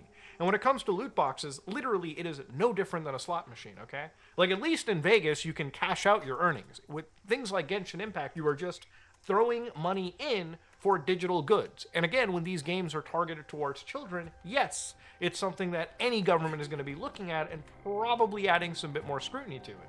Now, do I think a $20 million fine is enough? Obviously not. But I think this is a great pathway for people to start raising a dialogue. And at the end of it, I don't think Genshin Impact is the only player that should be looked at. I think it's definitely other people in the industry, EA Games, Rockstar, Activision, tons of players, Ubisoft, tons of players in the space need to have this shit neutered. If it requires government intervention to keep gambling out of video games like this and completely predatory practices, then as much as I don't agree all the time with government overregulation, this might be the only regulation that I kind of understand. But yeah, Genshin Impact, bad day to be them. If you like what you saw, please like, comment, and subscribe. Dislike if you dislike it. I am out. I just got a message from TikTok that said, we regret to inform US users and I accidentally Thank asked you, out Smarter of it. You can't Gamers. get I'd like back to it. sub to your Anyone else channel. Get that? Let's see. I'll go on TikTok right now. Thank you, Hassan Abi. You're not letting me control this. You're not letting me control this. You're so annoying. Fine, baby. That's sweet, delicious, juicy. Oh, I just got an ad. Oh, important update. I got it. Post cock for your last pose. Okay, that's a brilliant idea. Yeah, I should do that. Here it is. Goodbye, old friend. Important update for TikTok. We regret that the U.S. law banning TikTok will take effect on January 19th and force us to make our services temporarily unavailable. We're working to restore our service in the U.S. as soon as possible, and we appreciate your support. Please stay tuned. This morning, TikTok warning it will shut down for its more than 170 million users in less than 24 hours, putting pressure on the White House to intervene. In a statement overnight, the company saying unless the Biden administration immediately provides a definitive statement that it won't enforce the ban that takes effect by law on Sunday, TikTok will be forced to go dark on January 19th. TikTok's threat to shut down comes after the Supreme Court sided with the federal government's national security concerns and not the company's free speech claims, citing TikTok's data collection practices and relationship with the foreign adversary. If TikTok doesn't cut ties with its China-based parent company ByteDance, it could be blocked with fines for app stores and internet service providers of up to $5,000 per user. With TikTok What? Jamel Bowie called Red Note a Chinese propaganda app? Yeah, he's a New York Times journalist. Of course he said that. possibly in its final hours. Hello, TikTok refugees from the US. Welcome to Red Note. Americans are Yeah, dude. Red Note is a Chinese propaganda apparatus. That's why it's in fucking Mandarin. They don't even want your unwashed Angloid asses on that platform. You mean it's a Chinese propaganda apparatus? No, it's for upper middle class, wealthy, gay Chinese people. Have you tried opening up an account on the platform? You need to use Google Translate every step of the goddamn way. Does that strike you as the great, dangerous Red Scare propaganda machine? No, man. They're doing their own thing. We go over there and immediately we're so self-important. We're so self-important where we're like, ooh, they must be doing this to brainwash our American youth again. It's like, what are you talking about? We went there. We f***ed it up. What are you talking about? That it's like, oh yeah, no. This is their propaganda apparatus. Totally, man. President-elect Trump, who takes office just one day after the ban could take effect, has vowed to try to save the app, saying Friday, my decision on TikTok will be made in the not-too-distant future, but I must have time to review the situation. Stay tuned. TikTok CEO thanking Trump for his commitment to find a solution. I want to thank President Trump for his commitment. This is a strong stand for the First Amendment and against arbitrary censorship. And a White House official telling ABC News that the administration has already made things clear, gone through extraordinary lengths to communicate its position, stating that this will all be up to the Trump administration to implement and enforce the law. Question, why is Trump so pro-TikTok? There's so much pro-Palestine? Because he doesn't give a He just knows that it's popular. He's smart enough to recognize that it's very popular and smart enough to recognize that if he saves it, all of a sudden, it's the easiest W of all time. That's what's so simple about this entire process, is that it unironically is about reading the room. That's it. It's not that complicated. Unlike many politicians, he looks at a situation and he's like, well, this is very unpopular. He matches up how unpopular something is with what he stands to gain from banning it or not banning it. And in this circumstance, the public perception is so unimaginably slanted against people that want to ban TikTok, and he recognizes it. He also gets a lot of clout off TikTok. He knows that too. He talks about it all the time. It's not like, dude, Trump is not a like secretive genius, okay, in the way that he operates. Like, he's very one note, and he's also very open about his intentions. He straight up said it. I got a lot of clout on TikTok. TikTok played a formative role in my victory. TikTok is the reason why the youth love Donald Trump. He has said those words over and over again. We'll take a look at TikTok. You know, I have a warm spot in my heart for TikTok because I won youth by 34 points.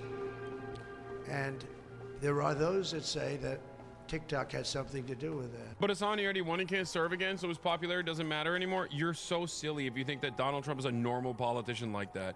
First of all, let's see if he doesn't serve again, okay? What is this he won't serve again business? What do you mean he won't serve again? Oh, you mean, because the norms. Oh, because we have rules about that sort of thing. Oh, I forgot. I forgot that we had norms and rules and institutions. I forgot that. I forgot. For a second, I thought I was living in a different country. Wake up! We live in the United States of America in the year 2025. We are no longer living in a country with norms and institutions, none of which ever mattered. They only mattered as far as the Republican Party wouldn't weaponize them against the Democrats. Now that they are openly opening up the floodgates and weaponizing it against the Democrats, this country elected and gave a resounding victory to a guy who tried to actively overthrow the previous election's results in the funniest way possible. You know, it was hilarious to watch. You know, I think I'm a better person because I was there to see it. January 6th. And now this country is like, no, that guy was awesome. We love him. And you're over here being like, well, you know, there are term limits. He's locked into a second term. Like, it doesn't matter. The only thing that matters is whether Trump wants to run again or continue being president or not. That's the only thing that matters. As we say is on the clock. President-elect Donald Trump says he would most likely issue a 90-day extension to avoid a national ban as he is set to take office on Monday. This comes shortly after the Biden administration released a statement addressing the app's threat to go dark, calling it a stunt. Earlier this week, the Supreme Court voted to uphold the law that would shut the app down, set to take effect tomorrow unless TikTok's China-based parent company agrees to sell the company before then. Now, the Biden administration is kind of slamming TikTok and their CEO, saying that the decision or the threat to go dark is, quote, a stunt, and also saying that we have no reason for TikTok or other companies to take action in the next few days before the Trump administration takes action. Alex, we know about 170 million Americans use this app. I guess on the bright side, there are a lot of people who are happy about this potential holdup because from a cultural perspective, this app has, not only does it bring joy to a lot of people, but it brings income to a lot of people. That's right, Phil. Why is the media always playing catch up? Like, for weeks, they covered this as an awesome thing. And only until the last 12 hours before TikTok goes dark, they're like, oh, well, I guess a lot of people made money off of it. Dude, I said this months ago. It was part of the reason why I didn't think it would get banned. Like, it's just, I don't understand it. Like, who is getting informed from this? It goes back to whether or not these guys are malicious or just incompetent. And sometimes I don't know. I don't know. When I hear Chuck Schumer go, maybe we shouldn't have banned it. We actually want a stay of execution. I'm like, but dude, you passed the legislation. You didn't think that this would have, you know, genuine repercussions? 170 million active users, 7 million small businesses on TikTok. You didn't think that would be a genuine, that would come with some penalties? They can't be that stupid. But then sometimes I'm like, maybe they are. There's also the classic take that I always show you, that I always tell you, which is people are stupid and they don't understand the impact of something until it actually becomes the reality. People who think they're on board with a certain type of ban might not actually be on board. The abortion conversation is a great example of this.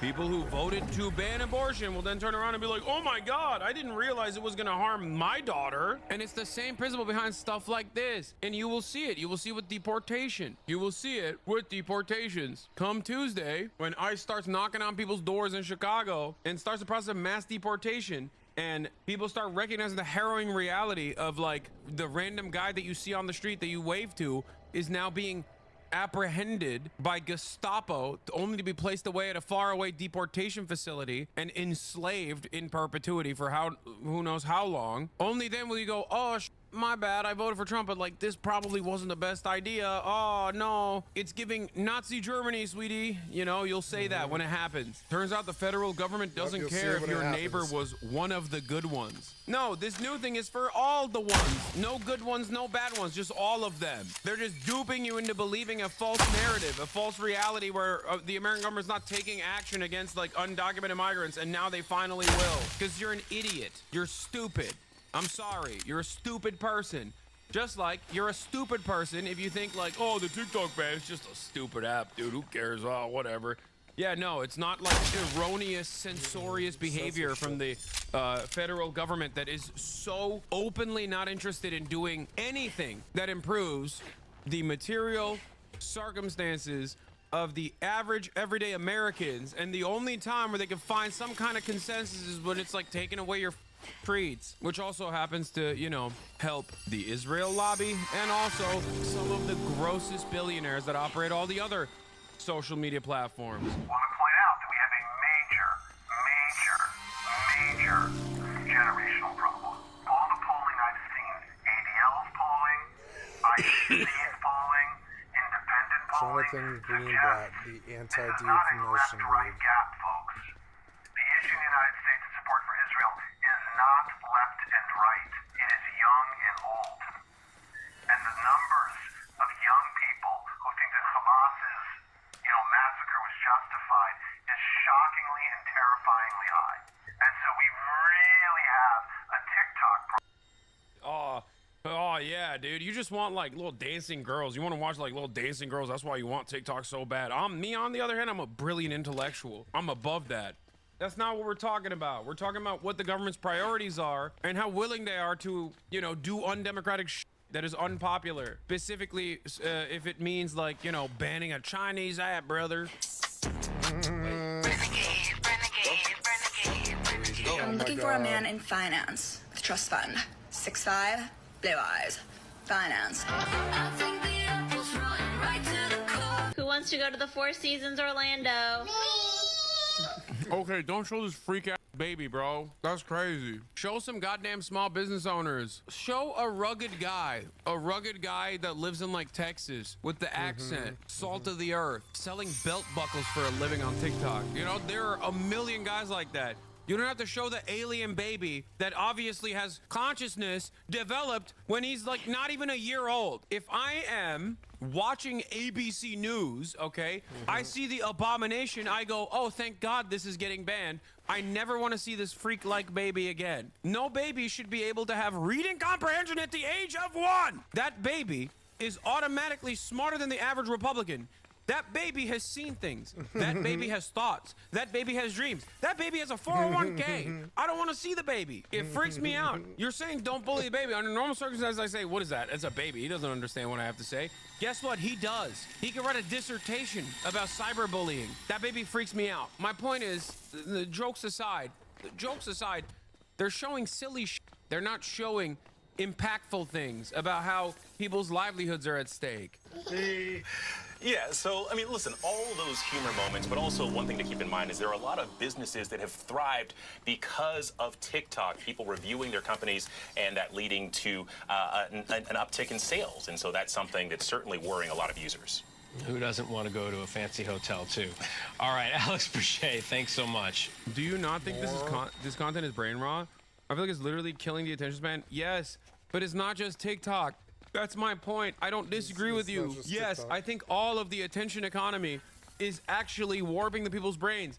But guess what? Do you think it's just TikTok? Is that what's going on? Is it only on TikTok? Well, okay, now they got Instagram Reels. Now they got YouTube Shorts. Every app's doing it. Look at Twitter. Like everything that these guys complain about brain rot, everything that people complain about, data privacy, like every other application does it. And in worse ways too. Oh, you worry about disinformation? What's the government doing about that? Because last time I checked, Facebook is talking about how little they're doing. They love disinformation. That's what Mark Zuckerberg is saying, at least publicly, to garner favor with the right wing.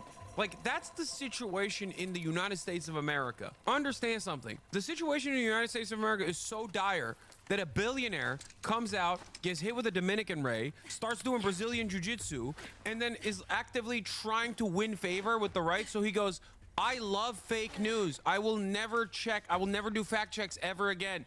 If you want to say trans people, please come say it on my platform. What are we doing? That is how you market yourself now? That's how you market yourself. I'm not kidding. I think that there are a lot of people who just think like it's actually responsible governance when the government does things that people don't want. That's what it's got to be, right? Like I suspect that for many people, because they've just completely lost the plot about what the American government is supposed to be doing, like what a responsible government is supposed to be doing, they just automatically associate like unpopular decisions with like responsible governance. Like that's what it is. All social is potentially dangerous, but it's been... No, that's why I'm frustrated, okay? Because they're not trying to tackle any of the actual problems. They're using pre-existing issues that are much larger than TikTok to justify banning this one specific platform. And the reason for it is because it's a very successful platform and it has at least some level of ownership by a foreign adversary. and you can't actually control what kind of information flows through that platform in the same way that you can put your thumb on the scale on other issues. Stop whining about your app. Who cares? Hey man, I don't know if you know this, but I'm a Twitch streamer. TikTok is not my primary platform at all. I actually don't care if TikTok would get banned. In terms of like my career or my job, it doesn't harm me at all. As a matter of fact, it probably benefits me because I'm primarily on YouTube and Twitch. So I'm not talking about this from the perspective of a person who's about to like lose money or something. But I understand that across the board, the American government operating like this simply because the Chinese government has some semblance of influence and control over an application is devastating, not a real problem. Okay, you're a fucking moron if you think that this is not a real problem. This is a real problem for multiple different reasons. It's not just going to be TikTok. It's going to be everything that the Chinese government owns. My point is, it's absolutely is a violation of you know, people's First Amendment rights in general, because part of the reason why they want to ban it is because they want controllable websites. They want websites where you will get banned, and there will inevitably be an issue that you care about that actually ends up that puts you in the crosshairs. Okay. Of our tech overlords, all of our tech overlords that are currently cozying up. This is so online, dude. Virtually everything that you touch at a certain point is being manufactured in China. At a certain component is being manufactured in China. If you can't comprehend that, like, maybe you don't with TikTok and it doesn't matter, but down the line they're going to take away one of your video games, one of your gacha games that you masturbate to because you're a pathetic fucking loser who has nothing else going on in his goddamn life other than jerking off the 2D lolicon porn, then you'll have a conversation where you'll have a real crisis. Okay, Jesus Christ. Not understanding that like the American government should be able to take away something that isn't harming anyone, that is being used by 170 million people against the democratic wishes of the majority, is not a terrifying precedent, is your fault at that point. You know what I mean? If you can't comprehend how this move, this initiative, specifically because they want to be able to put their thumb on the scales of misinformation all day, every day, and they don't have that same level of access to TikTok,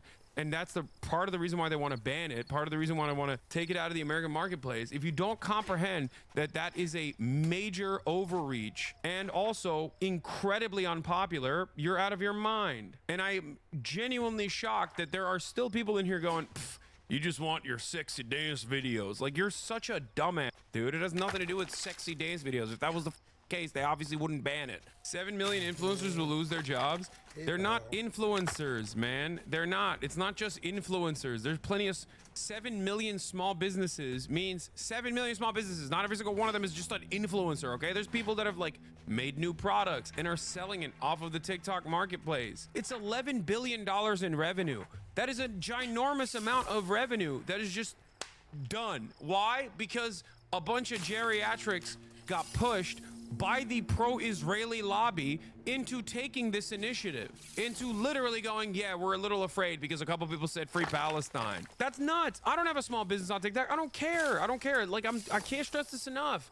It quite literally is probably beneficial for me if TikTok is banned. But I can see it. I understand it because I'm not a selfish moron like many of you who go, I don't really watch TikTok. I don't really care. I care about this as a government action, an overreach, an instance of overreach that is completely ridiculous, and basically what is going to happen in the future. Like, I'm terrified of this initiative setting a very scary standard that is inherently undemocratic. Isn't the main argument that the Chinese government is using to spy on people? Yeah, that is the main argument. That doesn't really matter, does it? Because you can just lie. You can make an incorrect statement. Yeah, also the government didn't even say that they were using it to spy on people. They just said they could in the future if they wanted to. Or I'll take it one step further.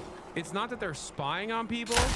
They could in the future use the information that they've gathered in the future to potentially like intercept and infiltrate American politics. Like, if someone is using TikTok right now in their 20s, they could go back into the data bank, find information about them, and then like when they're a senator, use it against them to blackmail them. It is such a psychotic take. It's especially psychotic because data brokers already sell all of your private information on a regular basis. The American government is actively admitting that it's not happening, but it could happen in the future. And that's not enough for you to go, wow, this is really stupid. Even if it was real, they should have banned Facebook for that years ago. This is an antitrust violation. Yeah, I don't understand how people can't recognize what's going on here. I genuinely don't understand how people look at this as anything but like the American government at a time when it has the lowest motion is trying to actively steal another a foreign government's, like a foreign company basically, that is still very much owned by Americans, okay? A lot of institutional investors from America stand to lose in this situation because there are a lot of institutional investors in TikTok of American background. They got like out of the, what, 7 board of executives, 5 of them are American. Like, it's just crazy. It's just so ridiculous. And they're doing it to TikTok, and they're gonna start doing it to TP-Link. They're gonna start doing it to DGI. They're gonna do it to like whatever thing that you care about. And inevitably, something that you care about, that you take advantage of, that you don't even think about, will go away. And it's genuinely terrifying to me that there are still, even in places like this, even in a community such as this one that's supposed to be progressive, there are still people who are like, nah, it's a good thing, actually. Chat is going hard defending Chuck Schumer talking points. They're not even defending Chuck Schumer's talking points. They're defending Chuck Schumer's talking points from last year, because Chuck Schumer yesterday was saying this. I want to say a few words about protecting TikTok's future while also protecting America's national security at the same time. It's clear that more time is needed to find an American buyer and not disrupt the lives and livelihoods of millions of Americans, of so many influencers who have built up a good network of followers. That's why last night, Senate Democrats tried to pass a bill that will extend the deadline to give everyone more time to come up with a workable solution. But Senate Republicans blocked our bill, which is stunning because time is running short. We will continue to work to find a responsible solution to keeping TikTok going, protect American livelihoods, and protect against Chinese Communist Party surveillance. We must and can do all three.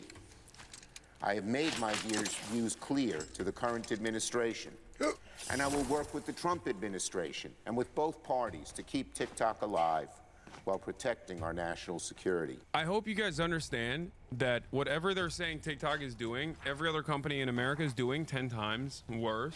And they're not invested in actually solving this through a data privacy act. If they were invested in your data being private, I would be on board with it all day, every day. We would be implementing some sort of EU-style restrictions. If the Chinese government wants to purchase your data, they can go to the data brokers. Probably cheaper than operating TikTok. I just don't understand how people can't recognize what's going on there. Like, they don't see it. I think the issue perfectly highlights the main problems with the Dems shooting themselves in the foot by trying to be more right-wing and then handing a dub to Trump. If they keep operating like this, they'll lose 2028. I mean, they are. They're just gonna keep losing.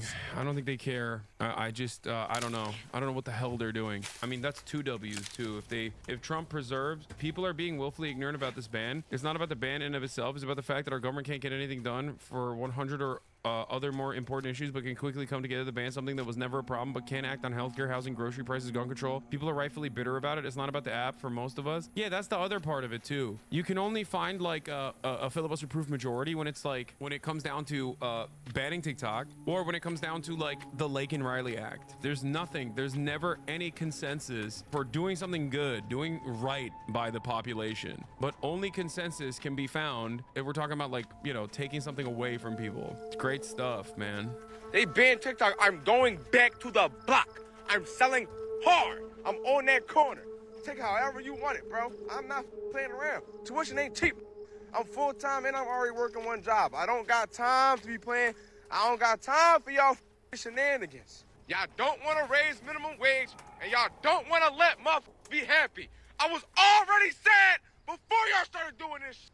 And now y'all want to do more bullshit just because y'all ain't getting no money. Bitch, you already rich. You already got money to play with. I don't got shit. I just spent my last 20 on ramen. I just spent my last $20 bill that my grandma gave me on ramen. You over here penny pinching by the app that's not even yours. You dick ride. You mad as shit. Your app's not cool. You dick ride. You mad as shit. You got a little bit of money. Other niggas got more money than you. You like, damn, what can I do to get some more money? You want to steal somebody else? You dick ride. That's not cool. The laws, judicial system, let people be happy. Let be happy. People is telling you, oh, this app changed my life. It made me so happy. Now y'all want to ban this? Y'all don't care about people. What's wrong with y'all, bro? I'm about to revolt. I'm about to start a whole revolution. Y'all keep playing with me. Y'all gonna see me on the news. Y'all gonna see me on the fucking news. Watch this. Watch this. You think Talk Luigi's about it's a crazy? security risk. Don't y'all got drones in the air?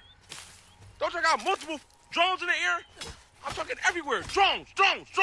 And it's not even ours. It's other people's. It's people already in our shit. You worry about them? Oh my God. Fix yourself. Fix yourself when you worry about someone else. Oh my God. That was great. You let one ant stand up to us, then they all might stand up. Those puny little ants outnumber us 100 to 1. There is not much to look forward to in America. I've repeated this over and over again. You are never retiring. You are never owning a home. The job that you actually work at, that you hate, that you took on specifically so that you could pay your student loan debts, sucks dick. You are never getting health care. The government's not doing any of that to you. And now, on top of that, they're like, yeah, oh, you like this app? I'm taking it. It makes no sense. It just sucks. It sucks. They don't want you to have nothing. They don't want you to have nothing. The only time where these 800-year-old demons get together and actually do something in Congress is when they want to take away a popular social media application. It's ridiculous. It's ridiculous. Yeah, what? Yeah, what's with the fervor? You never have this kind of fervor. From the You never have this kind of fervor like you do to shut down TikTok. What the hell? Like, what kind of bee got in your bonnet? You never care about stuff. You never do anything. You're the do nothing Congress. What was so big about fucking TikTok? It's your Chinese racism, isn't it? It's your Chinese racism.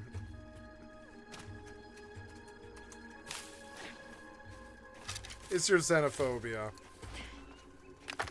You need the world to know that you're Trump or MAGA, and you're scared of the Mexicans. You're just scared of them. It's so weird. It's never seen America act so goddamn pussy. Like, I don't know, man. Like, Mexicans are not something to be feared. You know, Mexicans are not something to fear. It's ridiculous. Your fucking obvious racism is just disgusting to me.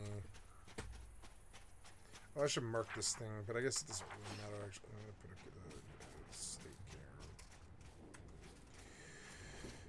care. Ooh, yeah, lumber and bricks is gonna take a little while. I guess I'll have to build like a pre-camp of tier 1 stuff just to get this other tier 2 stuff going. Or I don't know. Like, I guess I could just bring a fuck ton of lumber and bricks and stick them on her. She can carry, like, huge stacks of it. Let's take about 10 choice key build items and come back here. Oh, look at the sunrise. It's beautiful. Feels like Star Wars. I like the new zone, but it's going to take a bunch of work to get established here. I mean, Tudor is an interesting choice, but I mean, I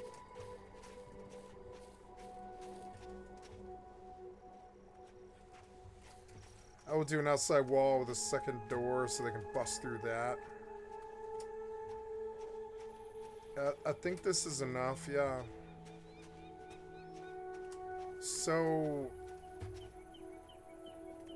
wow, it's beautiful. This is like one of the most beautiful games ever made, and it's weird because it's like an indie game. This indie game is far more beautiful than any other game I've ever played, absolutely. It has so much going on all the time. There's like stuff going on in the sky. And there's like, you know, floating pillars and stuff. I used to dream that video games would be like this, and that they could just let their imaginations fucking run like this, and it's good to see somebody do it. I feel some shame and remorse that this company will probably not get the attention that they need. It's unfortunate. You know, I have some regret. I could stream for this company, but it'll kill my career. I mean, I don't have a career, but I'm doing way better in just chatting than I ever did in any of these video games, except for Rust. Rust brought in a bunch of people into my channel, and so did Final Fantasy XI.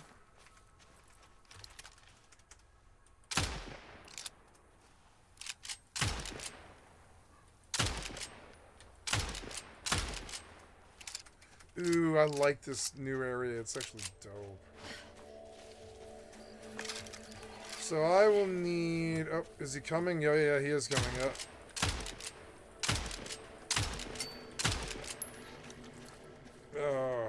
Yeah, get some spells out. He's almost dead. He's only level 15, which is weird. Fuck, he's big.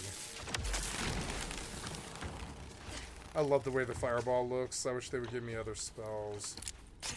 Like lightning, cool stuff like that. This game needs lightning spell.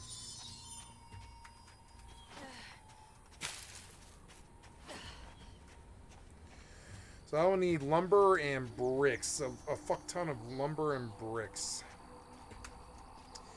I should put down a couple of boxes. I guess. Yeah, I can't see.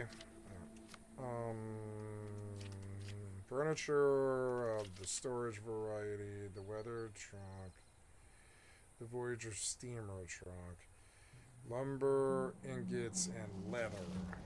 Lumber, ingots, leather. I guess I should start writing a list of what I need to build this base, which I can't believe I'm doing this for a video game, but I like this video game, so why not fucking take it seriously, you know? I forgot I wrote this. Yep. Bye. Aw, that one was cute.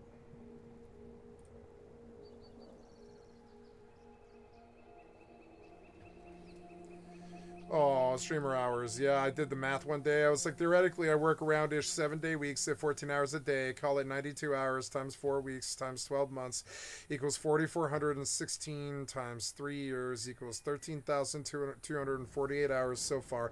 Minus vacation, which was 12 days at 14 hours a day. We subtract 168 hours from 13,248 and get our final number. 13,080 hours, 3 grand, 23 cents an hour. The burnout, the lack of pay, and the workaholism is an issue, but I believe I can overcome it. I look at it around holidays. It's December 23rd. I don't want to burn out, so when I take sick days, I'm thinking of whether I do that or lose it all and burn out. I'm addicted to the grind. My job is the most addictive substance I've ever used.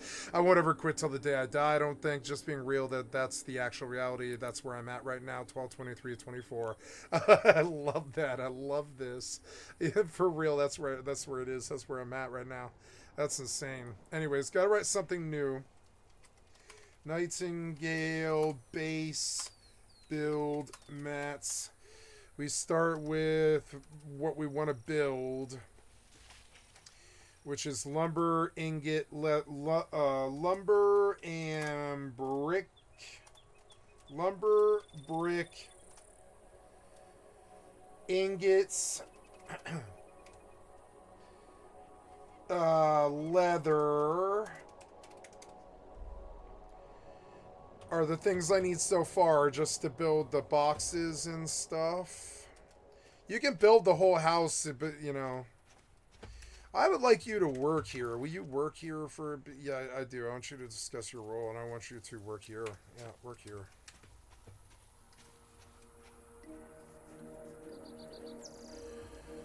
Okay, lumber and bricks. Ooh, money. Oh yeah, I was gonna extract some skills before this account runs out. When does this run out? I always look at this, but I have to remember. Oh yeah, she's in her jump clones and stuff, yeah. And so we're gonna pull some money here. Yes we are, yes we are. Go on, make some money here. I have a social corporation contract. I need a contract. Contract, finance, market, contracts. You can create auction and item exchange.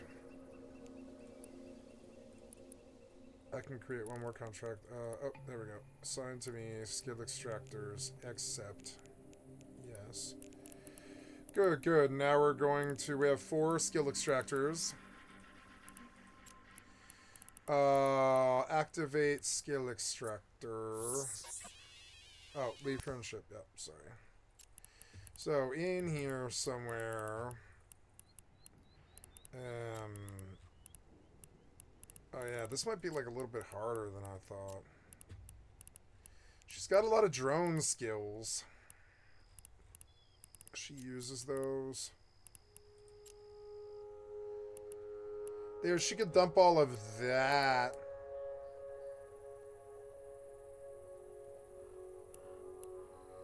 She could dump all of her gunnery, because I don't really intend on her using any of this. Drag skills to extract. Motion prediction. Sharpshooter. Small hybrid turret. There's half of it. She needs all that stuff. She needs that stuff. She has production for some. She has Indeed to 5, which doesn't really make sense.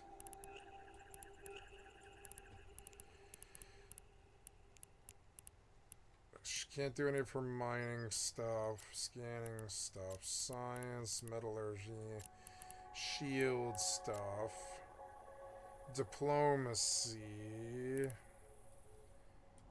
Can dump that one. Targeting, trade. I guess this does sort of nerf this character fairly badly. It's sort of shitty.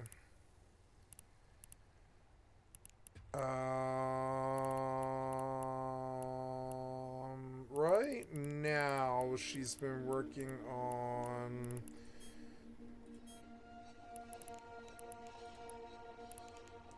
this is trickier than I thought. It sucks that you have to like pick. It's annoying. Wait, she's got reprocessing is pointless. Dump that.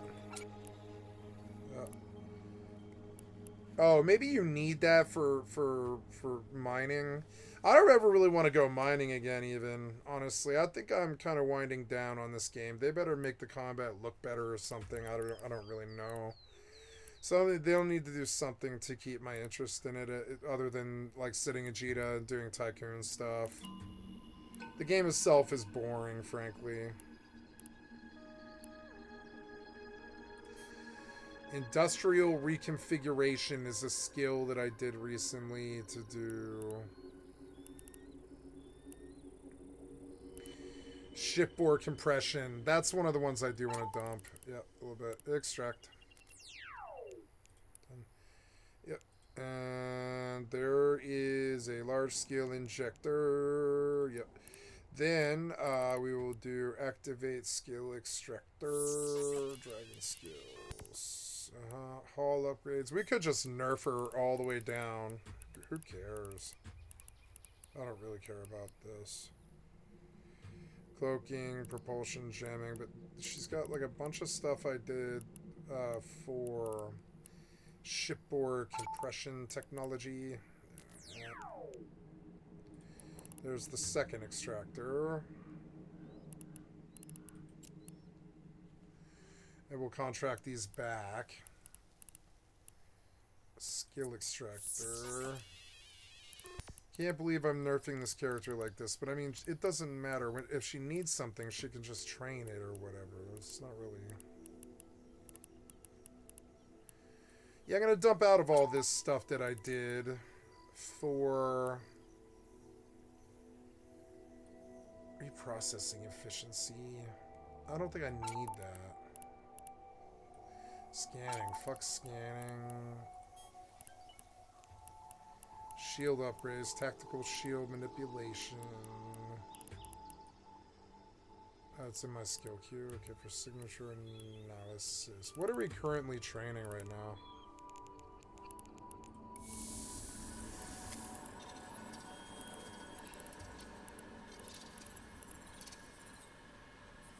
I don't intend on taking her back out again. I don't think.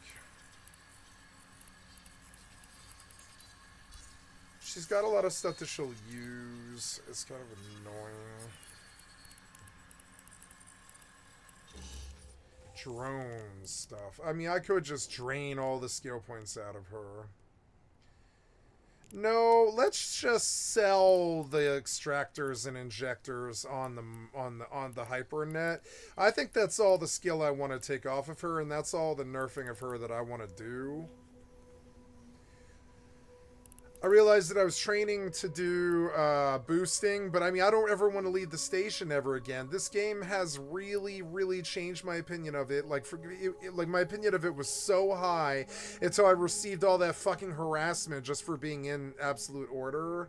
And then all the bullshit with safety and all the bullshit. This game is dying, in my opinion. It kind of is. It's like, it's become not that fun to play outside of Jita and HyperNet. It's dumb. And so I don't know. I'm kind of like, do I even care? I mean, honestly, no, I don't think I do.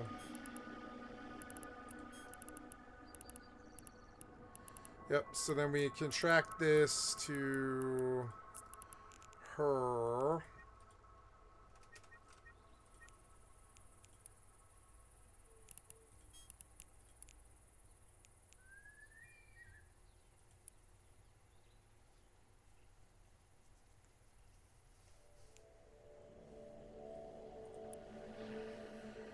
Okay, and here's a bunch of money coming in. Don't log me. So I guess that, yeah, so we could do a bit more of the layout now, I suppose.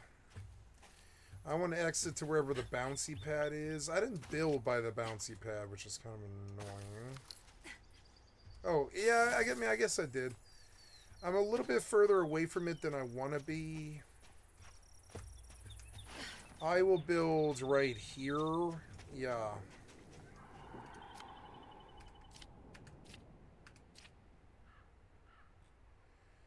We'll do a Tier 2 estate camper first. Go to tutor. Ugh, you're so annoying. Bring back the UI. You're so annoying.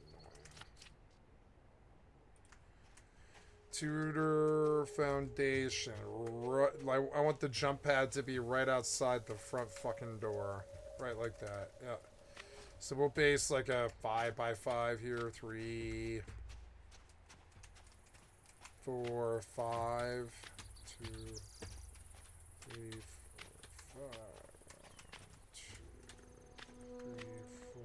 4, 5. 1, 2, 3, 4, 5. And then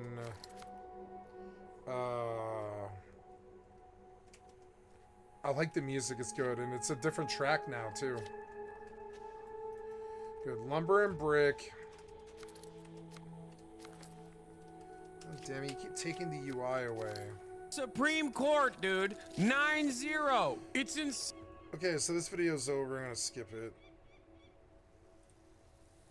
Been rubbing our noses in the mud. We're not going to go quietly. Who cares about this government? I mean, look at everybody. The unity, the ihi, the wehi, the mana. I am here because we have people in positions of power trying to take away our rights again and again and again as Māori. I don't think that government represents everyone I know in any way. Thank you, David Seymour, for bringing us together. You fool, like... I've come to see how much camera time I can get. So this is a good start. Tēnā rā tātou, we're here in Te Whanganui Atara, also known as Wellington, at the final day of the hikoi. And as you can see, the hikoi has arrived at Paremata, the Beehive Parliament. We're about to enter the Beehive to interview the Honourable Willie Jackson, who is the spokesperson for Māori development for the Labour Party.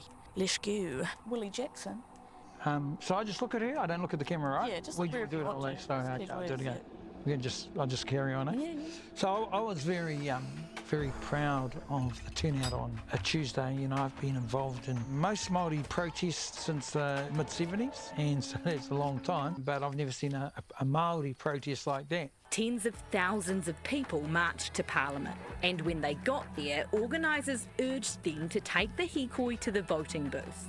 Get on the bloody Māori roll right now! For those of you not from Aotearoa, a hikoi is a Māori word for walk. This hikoi is in response to the Treaty Principles Bill, which has gone just past its first reading in Parliament, introduced by the ACT Party and supported by New Zealand First and National. Chaotic and unprecedented scenes erupted in Parliament today as MPs voted on the controversial Treaty Principles Bill.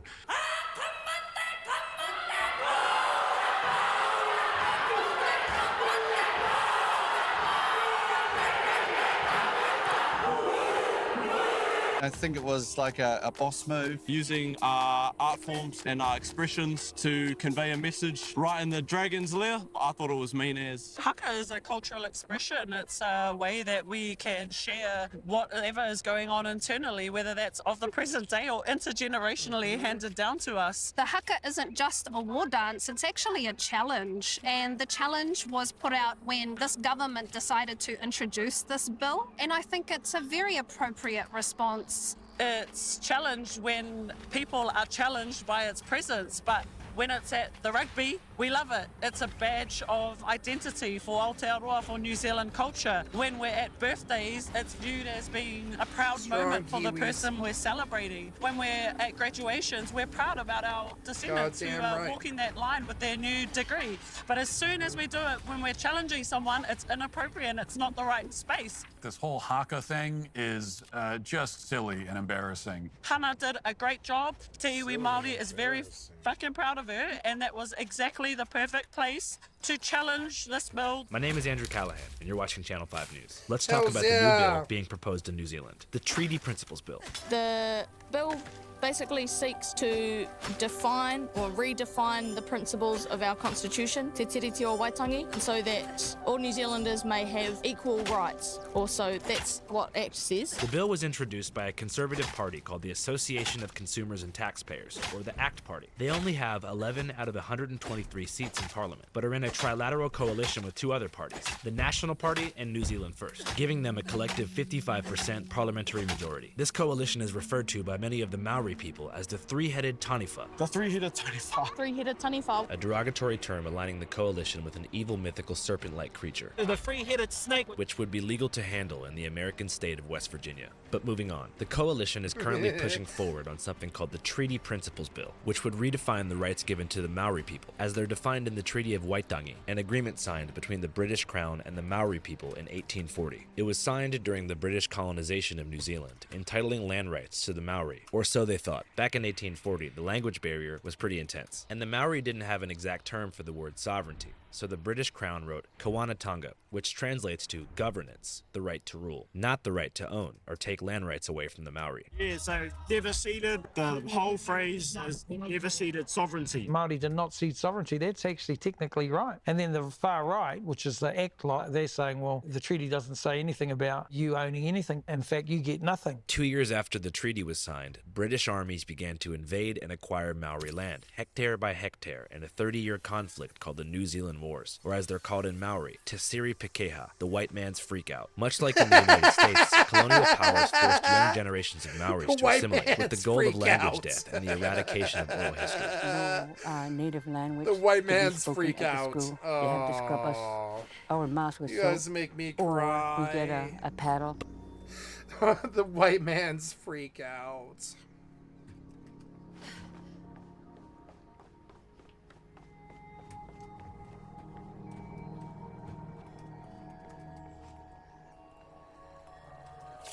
Yeah, we've got that in my country too.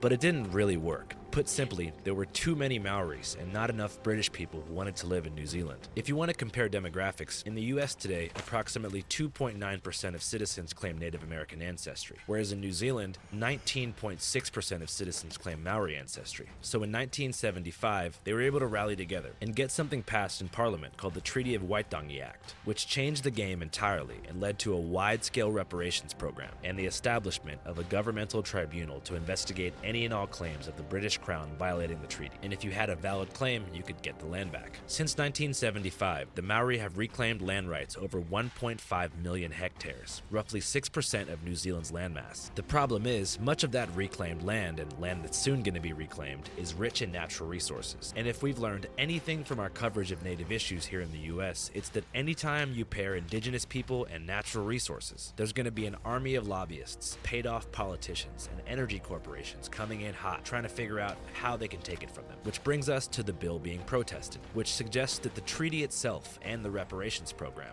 is racist because it gives special privileges to Maoris. Where in the world, in fact, has it been a success to treat people differently based on their ancestry? The bill proclaims to be about equality and will essentially legislate colorblindness, thereby making it unconstitutional for any Maori land claim to be submitted to the tribunal. The man behind this bill is a politician named David Seymour. David Seymour got famous from Dancing with the Stars. That won him a lot of votes in last year's election. And he also got quite famous from his evangelical funding. This is a force for good. This is a positive initiative. Seymour, that's why I said Seymour's telling lies.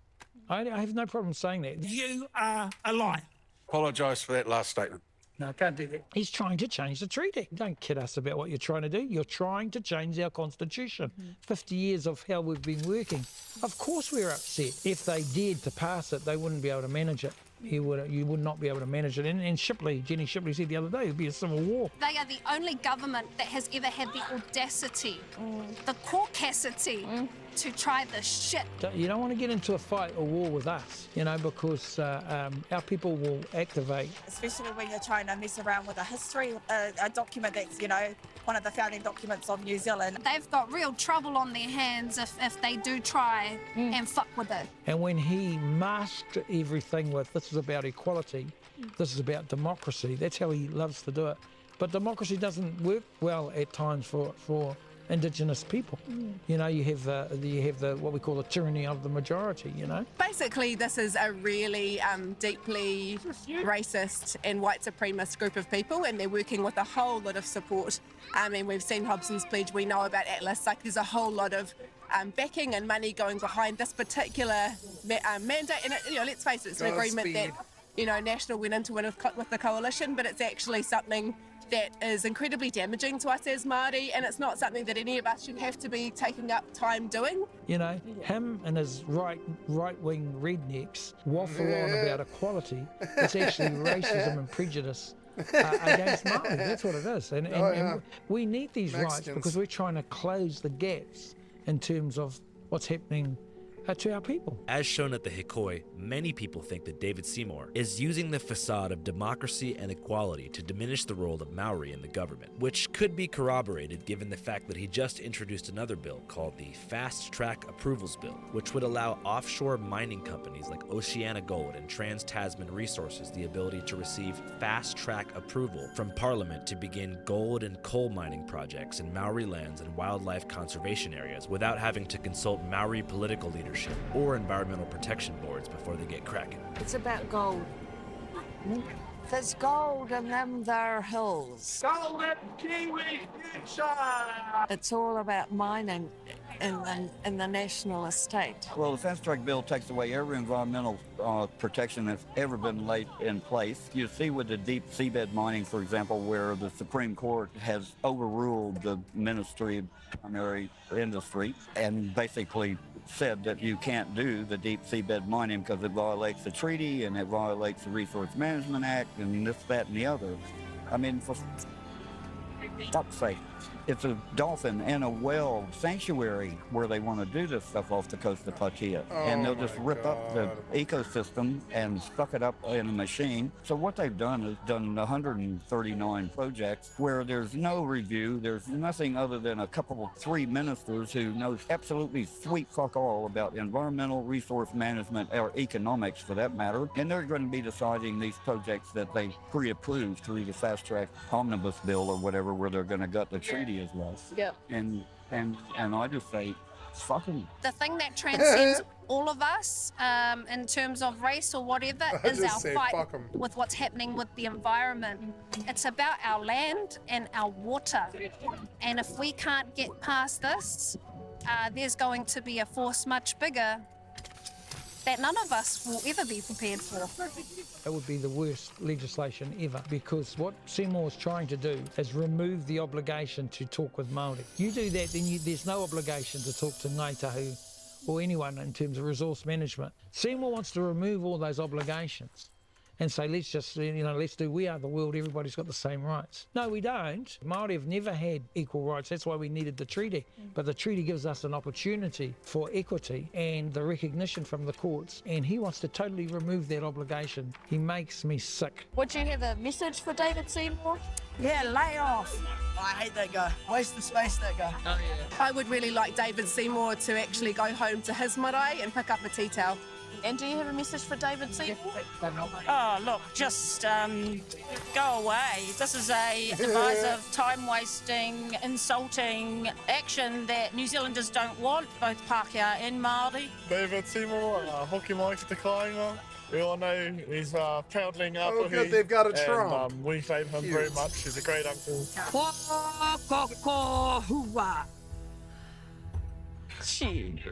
Anything else you'd like to say? Toi tu te tiri tu o Waitangi, kia haere tō tika me Māori tō ao, kia Māori tōtu, kia Māori tō ao, be yourself, look after the whenua and each other, and moana. Oh, ka whanua. Yo, what's up, players? You're watching Channel 5. As many of you know, one of our missions here is to try and provide raw, unbiased coverage of news events as they unfold. But what if I told you there's a service that we use before we go into the field to see how both sides of the evil, lamestream media are putting a spin on shit as it's happening? Well, guess what? That's true. And that service is called Ground News, that among other things is a dope-ass news aggregate that compiles thousands of articles every day and breaks them down on a slant distribution tool from left to right, so you can figure out what's really going on. So if I were to pull out Ground News on my phone right now and check out the bias distribution table and figure out how they covered the Treaty Principles Bill in New Zealand, for example, I can see that on the left it says police estimated around 42,000 people marched to Parliament to oppose a bill affecting Indigenous people's rights. If I wanted to see how the right wing was covering what's going on, a 9-day march by Maori supporters protesting against a bill perceived to undermine Maori rights. Keyword, perceived. What? Ground News also has a dope-ass tool called Switch Editions, where you can decide to totally make a complete switch and get news from a different country or community with the single press of a button. And a tool called Blind Spot that allows you to see stories not being covered by the left or the right. Now, I'm going to keep it real with you guys. Ground News does cost money, but what if I told you that right now you can get a whopping 50% off the Ground News Vantage subscription? Just go to ground.news/channel5. Again, that's ground.news/channel5. Thank me later. All right, guys, back to the streets of Wellington. After watching hours of footage of people hating on David Seymour from Los Angeles, I thought that I'd more or less gotten the perspective of New Zealanders. But then I read that only 36% of Kiwis are against the Treaty Principles Bill. The rest are either undecided or support the bill. So I was determined to do my due diligence and get an alternate perspective. Oh, hello. Oh, hi. Oh, you did? I'm so sorry. Hi, We'll come in. David. Let me mute G'day, the mic. Andrew. Hey, thank you so much for making the time, man. I really appreciate it. No worries, it's awesome to be on Channel 5. How did you feel when you saw those mass protests on Parliament? Look, actually, I welcome it because I've long said there needs to be a debate about what the treaty means. It can't be left to the courts. Sometimes the legislative body and the people as a whole have to step in and have the debate. This is a message that I had hoped to deliver to the people who've marched so far, but unfortunately are not prepared to have me speak and address them. I'm part Maori. I don't feel particularly disadvantaged in my life, and yet there are other people who are not Maori who have, really, really tough histories that have been badly affected who need more help. So my point is not that there's an equity. Hi guys, I must step away to deal there with is, real life business with injustice in New family here Zealand's for just a past couple that of was minutes, so I will leave you against with Maori by the a Crown. view We know all of that. My X4 question is, what sort of framework allows us to in its open up in its opportunity, work mode, and I will be people to back here in overcome like the 3 to challenges in 5 each or of their something like lives? that. As I mentioned we don't know. earlier, many And believe so, that David thank Seymour you is guys. I deploying love you. I'll see you in colorblindness just a as a few way to undermine the minutes. historical realities that led to the present conditions in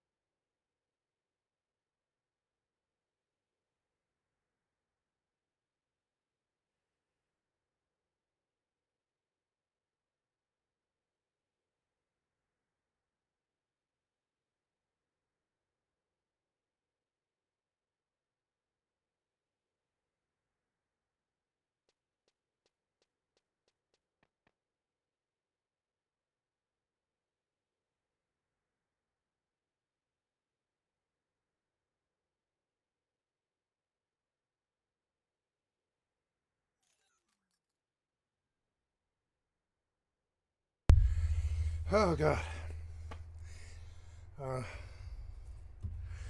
Okay, I just had to go do a bunch of stuff. But I'm back. Sorry about that. Voodoo Ranger. I just took the trash out, cleaned my house on the sly fast because I had a visitor, and just did a bunch of stuff and moved some stuff around and went back and forth and brought the groceries bags back to the car, and all this other crap. And now I'm ready to relax again. I have no more other responsibilities tonight. I will log back on Nightingale and go on about my business. Particularly as it pertains to inequality between the Maori people and white New Zealanders. Depending on how you define poor and where you put the statistical markers, there's a lot more poor white people than poor Maori people. Now that's because there are 4 times more white people generally, but I suspect you'll find that there are people who are disadvantaged of every kind, and that's why I don't think that grouping people by who their ancestors were or what their ancestry or their DNA is helpful. Much like in regard to inequality in America, I can understand how someone could buy into Seymour's ideology. It is true that there's millions of poor white people here, approximately 7% of all Caucasian Americans, most of whom have been forgotten entirely and left out of the conversation. It is also true that corporate news outlets and politicians deploy culture war issues to prevent class solidarity between races, genders, and nationalities. But that doesn't mean the issues being weaponized are themselves bullshit. For example, Nancy Pelosi wearing a kente cloth and taking a knee for George Floyd during Black History Month may give you the impression that racism is a deep state Democrat psyop, but it's actually just white knighting and pandering to a community that does in fact have significantly less access to education, healthy food, transportation, healthcare, air quality, and just about everything else you could possibly imagine. But unfortunately, what conservative reactionaries often do is point to those liberal reactionaries as evidence of the issues being manufactured. There's no racism. Overblown. Who do you think's blowing it out of proportion? Probably the Democrats. Yeah, they have to pull the frickin' race card. And move to colorblindness as the logical next step, seeing themselves as even more of an ally to minority communities by saying race doesn't matter. I have Mexican friends, white friends, of course. I have black friends. We smoke cigars together, even down here. And I work with Latino guys, fabulous workers. And I think we should focus on their humanity and their aspirations to deal with the needs that they have, rather than a kind of segregation on ancestry along binary terms. Which in theory sounds great. I mean, it sounds anti-racist even, but it's a clever gaslighting tactic that frames anybody who recognizes racial realities in the world as the racist. Because I care about all people, and I don't look at people based on race like you do. So you're post-racial? Absolutely. And David Seymour encompasses this perspective. I'm also going to keep it real and be transparent with you guys. I was relatively unprepared for this interview. I don't know that much about New Zealand, and when I sent out my press request to David Seymour's office, I did not expect to get a response. But they hit me back about 2 hours later and I took the call. I spent the next 2 days after our interview doing a ton of different research and learned a bunch of stuff that I wish I would have asked him about. So as you watch the following interview, you'll see that I'm going to sidebar throughout several different points. Oh, he's going to talk to him. All right, let's start with David Seymour's wow. self-proclaimed Maori ancestry. He's gonna talk to the New Zealand Trump. That's like hand to hand. That's amazing. Maori, I don't feel particularly disadvantaged in my life. This subject has been a major point of contention. Because you're a rich white man. David Seymour's a disgrace. He uses his Māori whakapapa to weaponize against his own people. According to an interview David conducted with the New Zealand Herald, he figured out that he had around 5% Maori ancestry when he was 7 years old, after his great-uncles did a genealogy project and discovered that their great-great-great-grandmother was a Maori woman who married a Scotsman named Stephen, which in the eyes of his political opponents makes him not Maori. Oh, for goodness sake, David Seymour discovered his Maoriness the same way Columbus discovered America. Purely by accident. David claims this criticism is offensive, stating, "I don't think it's right to tell people they're wrong about their identity, just because they don't live it the same way that you do." I grew up in the north, a town called Whangarei. Whangarei is one of the places that has one of the highest Maori my God, it population. looks I went so to a beautiful. school that was predominantly Maori. So, I'm very comfortable living in the Maori world. I enjoyed that time in my life. I believe it's important to clarify that David is not referring to Auckland University, where he attended in 2005, when only 7% of the students were Maori, nor is he referring to his high school, Auckland Grammar, where the current percentage of Maori students is roughly 6%. So what that tells me is that he must be referring to his years at Rauamunga Middle School. There's no demographic breakdown of that school, but to be fair, the area is roughly 60% Maori, so it's possible that for between 2 to 3 years, David attended a school that was predominantly non-white. I'm assuming the following interview section refers to that time. I enjoyed that time in my life. People were a lot more relaxed, and there was not nearly the level of, formal division or, I guess, prickliness or awkwardness about race that has emerged in recent times. As someone who attended a majority non-white middle school in the US, I agree that there was less prickliness and awkwardness about race during that time as well. But probably because we were all in 7th grade. Collectively, our priorities included Halo 3 multiplayer gameplay, Lil Wayne mixtape releases on DatPiff, and securing Odd Future concert tickets. There were no racially charged, intense conversations, but as we grew up, those began to happen. But if my only exposure to non-white people was MSOCs, middle schoolers of color, I could see myself maybe 10 years later seeing a BLM protest and thinking, what the fuck is going on? But activism was still going strong back then, I just didn't see it. Anyways, back to the interview. Don't you think that a higher Maori prison population points to an economic disadvantage? I think there's a couple of reasons for that. One is that being imprisoned is generally something that happens when you're younger, and the Maori population is younger. It's something that happens when you're poorer, and that is also true. But these are averages. Men are taller than women on average. But that doesn't mean that every man is taller than every woman. And once you start saying, well, there are more Maori in prison on average, well, that's true. But again, it's not a good way to categorize people, because if your primary categorization is someone's ethnicity, I would say, well, look at age structure, look at poverty. There may be other ways to solve these problems than racial categorization. As an interviewer, there's almost no way to break through a colorblind gaslight shield without killing the vibe, especially when the person you're talking to doesn't recognize data like averages and medians as being legitimate. So I figured I'd pivot the subject of our interview to the focal point of this video, the Treaty Principles Bill. What can you tell us about the bill for starters? The bill seeks to define the understanding of our founding document for modern times as being a document that gives New Zealanders equal rights, not unlike the American idea that we're all created equal and have inalienable rights. Over the last 40 years, which is relatively recent in the history of the treaty, the courts and a body called the Waitangi Tribunal have progressively defined it as a document creating a partnership between two races, and that has manifested itself as policies that separate people's right to sit on certain boards and committees and be consulted on things depending on their ancestry. For example, some government departments have 2 chief executives, one Maori, one non-Maori, to represent a kind of avatar of this partnership. We had co-governance of municipal infrastructure where you had people who were appointed by local tribes and people who were elected democratically. So all of this happened over about 50 years. Starting in 1975, there were court cases and so on along the way, and then policies that were designed to really represent that principle in practical terms by literally having a place for Maori and a place for non-Maori within public institutions. You asked about that haka on the floor of Parliament.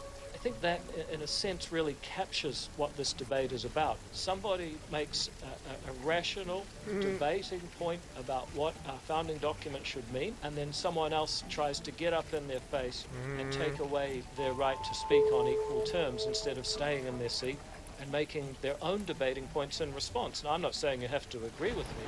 To be really honest, I don't think it matters if Maori arrived here 1 year before Europeans or 100,000 years. People will say that Maori are somehow different because they were first. It's just pretty hard to make a society work when half the people are said, 80% of the people are said to be guests in a foreign country. Regardless of race and ancestry, New Zealanders are united in one thing. They're all living in a country experiencing an economic crisis. Much like in California, inflation, high cost of living, price gouging by landlords, record immigration, and a lack of job opportunities have caused widespread homelessness, unaffordability, and a mass exodus of over 131,000 New Zealanders in the past past year alone. Another factor that's undeniably caused this crisis is climate change, which has stifled agricultural output, leading to a 50% increase in food prices in the past year as well. Thankfully, Seymour acknowledges that the housing crisis is the biggest problem facing New Zealand today. The biggest problem that shows up in the data is that in 1982, when the government started its survey of household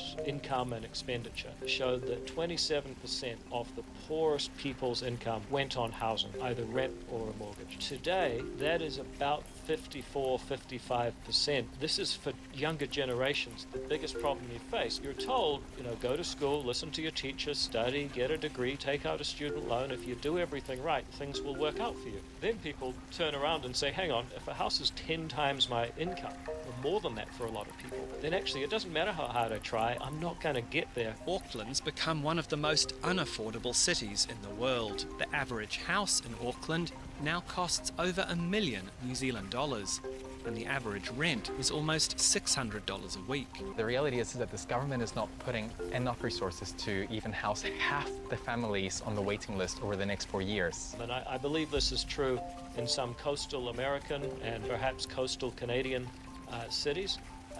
Until we solve that problem, the amount of money that people have left at the end of the week, if you're spending 27% of your income on housing, you've still got $73 out of every 100 you earn.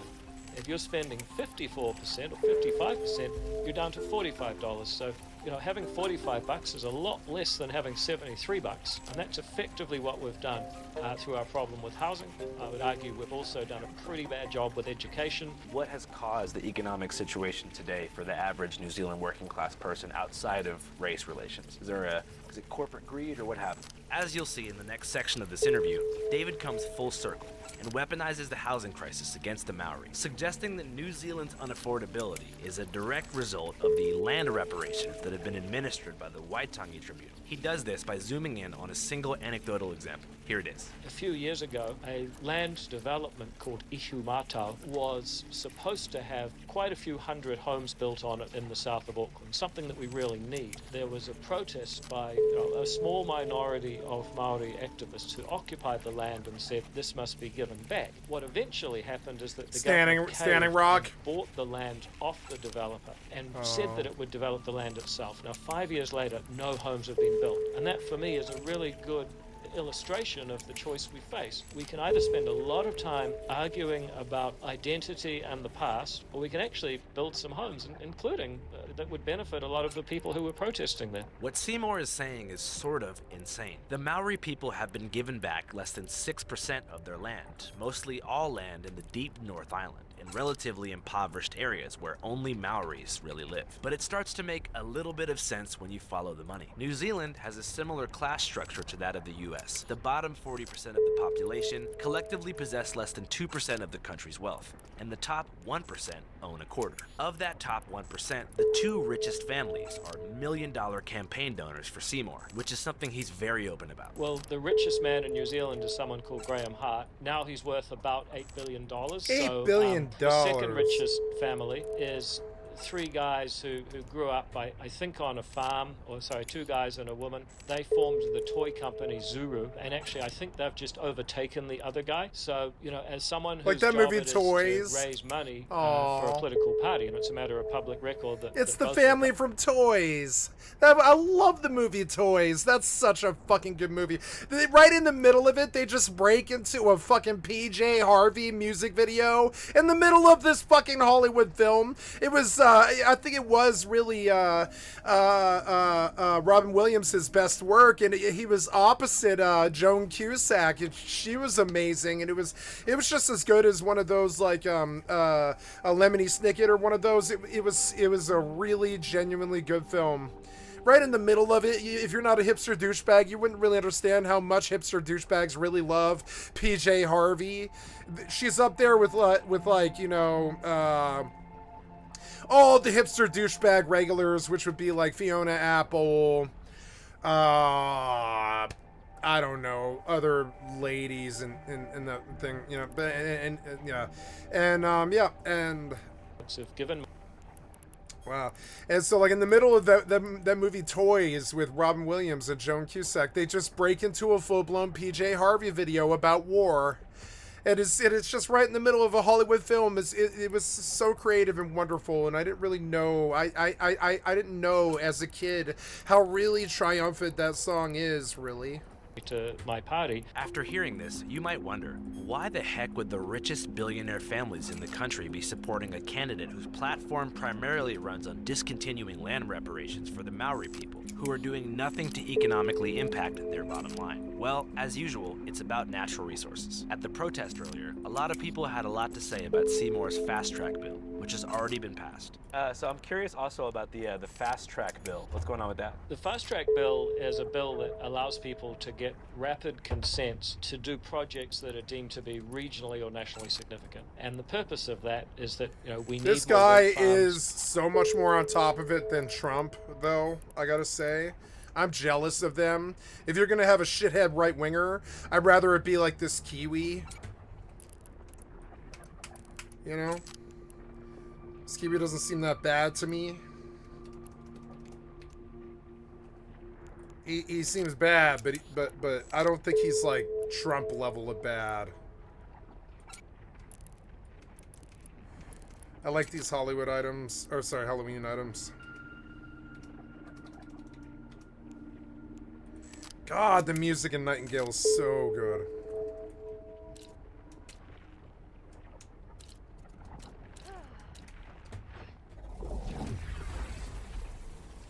We need more roads, we need more homes, and we need more jobs. We need more mining. These More things will be mining. allowed to happen more rapidly than they would have otherwise. And I make the point that, I'm sure that you will come across people who will tell you, quote unquote, Maori don't want this. Well, actually, a huge number of Maori people love mining because they're all living in Australia doing it. It's important to note that Maori people leaving their own country to mine in Australia, which is 29 times bigger in landmass, does not mean that collectively they want their homelands to be mined by energy corporations. And even if some do, it's important to Even if remember some that do. economically depressed people are more likely to prioritize short-term prosperity over long-term impact. When having these macro conversations about cultural survival and long-term environmental impact, it's easy to forget that most people, especially those who are poor, are just thinking about feeding themselves and their family, not the survival of their community in the face of white supremacy, which is probably a tough pill for liberals to swallow, but it's true. I mean, people in third world countries sell their kidneys and children every day to survive. Doesn't mean they're in favor of organ harvesting and child trafficking, but I digress. Before the Fast Track Bill was implemented, the Resource Management Act required mining companies to follow Waitangi Treaty principles anytime they wanted to begin operations in historically Maori lands. And that, in turn, becomes an effective veto if they can't get consent and approval from local iwi, their project does not go ahead. I was talking to someone who, has been held up for 4 years and quite a significant and beneficial project. 2 of the 3 iwi in the area are supportive, 1 is not, and he's had a 4-year delay on the project. That is unfortunately quite common. So going back way before this politics thing started, Dancing with the Stars. Was that a random thing that happened for you, or did you always know you had it in you? I'd absolutely tanked in the 2017 election. It was the worst result my party had ever got. I thought I was stuffed, and I got an email saying, we'd like you to be a contestant. So I just thought, least regrets, David. Am I going to regret going in a live televised celebrity dancing contest, or am I going to regret not doing that? I absolutely loved it. And I think it probably helped my political career because it allowed a lot of people to see a guy who was taking a bit of a beating. I mean, I was the worst dancer by far. That's not in dispute. But I got up every week and made the most of it, and we raised a lot of money. I think I raised about $70,000 for charity, so that was really cool. So do you think, what's the probability that the bill actually gets passed? Is it kind of like in the infancy stage right now, or are we getting close to the finish line? I think there's a chance that in a few months' time, the bill will come back and the people in Parliament who say that they're opposed to it will change their mind. But I prepare for the possibility that they don't. Channel 5 live worldwide, Hollywood and Vine. Fuck the authority. Fuck the authority. Channel 55. We don't fuck with We customers. don't fuck with customers. 5 is the best. I don't fuck with busters.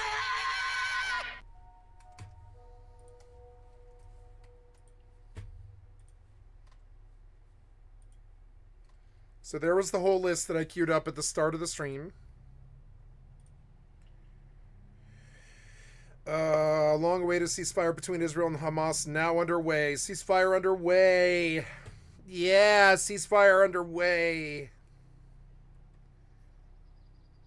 Let's look at this. Oh no, that's not a real video. Watch extended footage of Hamas handing over 3 Israeli hostages to Red Cross. Let's do If you were born on U.S. This soil, is called End of Birthright Citizenship with Liz Dye. This is Legal. Thank you, Legal, for the excellent content for my stream. I've liked and subbed to your channel. Thank you, Channel 5 News. I've liked and subbed to your channel. then you are an American citizen. It's written into the Constitution. It was one of the necessary steps after that little spat called the Civil War. Yep. But this might not be the case for long. Yes, incoming President Trump has vowed to end birthright citizenship, and the Supreme Court might let him. But can they do that? For more, we turn to chaos lawyer Liz Dye. Chaos Thanks, lawyer. Devin. In 1868, Americans amended the Constitution to clarify that anyone born on U.S. soil is automatically a U.S. citizen. What Donald Trump presupposes is, maybe we didn't. Maybe you didn't? The once and future president has long promised to end birthright citizenship, most recently in an interview with NBC's Kristen Welker. You promised to end birthright citizenship on day one. Is that still your plan? Yeah. If somebody sets a foot, just a foot, 1 foot, you don't need 2, on our land, congratulations, you are now a citizen of the United States of America. Yes, we're going to end that because it's ridiculous. That's...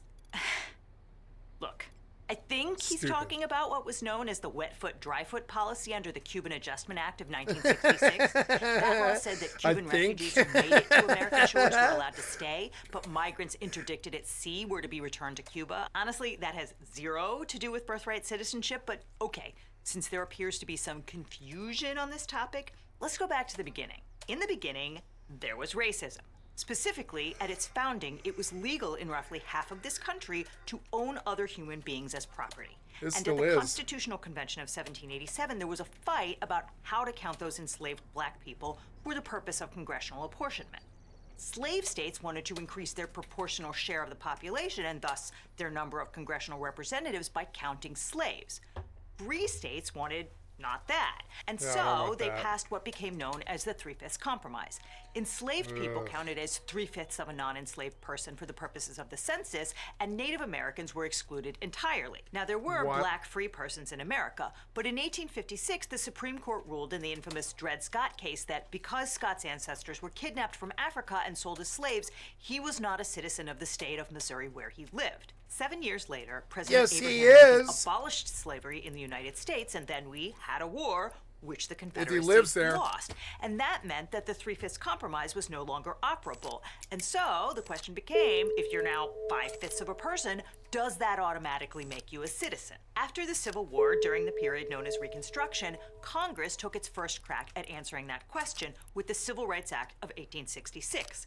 It said that all persons born in the United States and not subject to any foreign power, excluding Indians not taxed, were hereby declared to be citizens of the United States. And then, in 1868, Congress made it part of the Constitution as the 14th Amendment, which reads, all persons born or naturalized in the United States and subject to the jurisdiction thereof are citizens of the United States and of the state wherein they reside.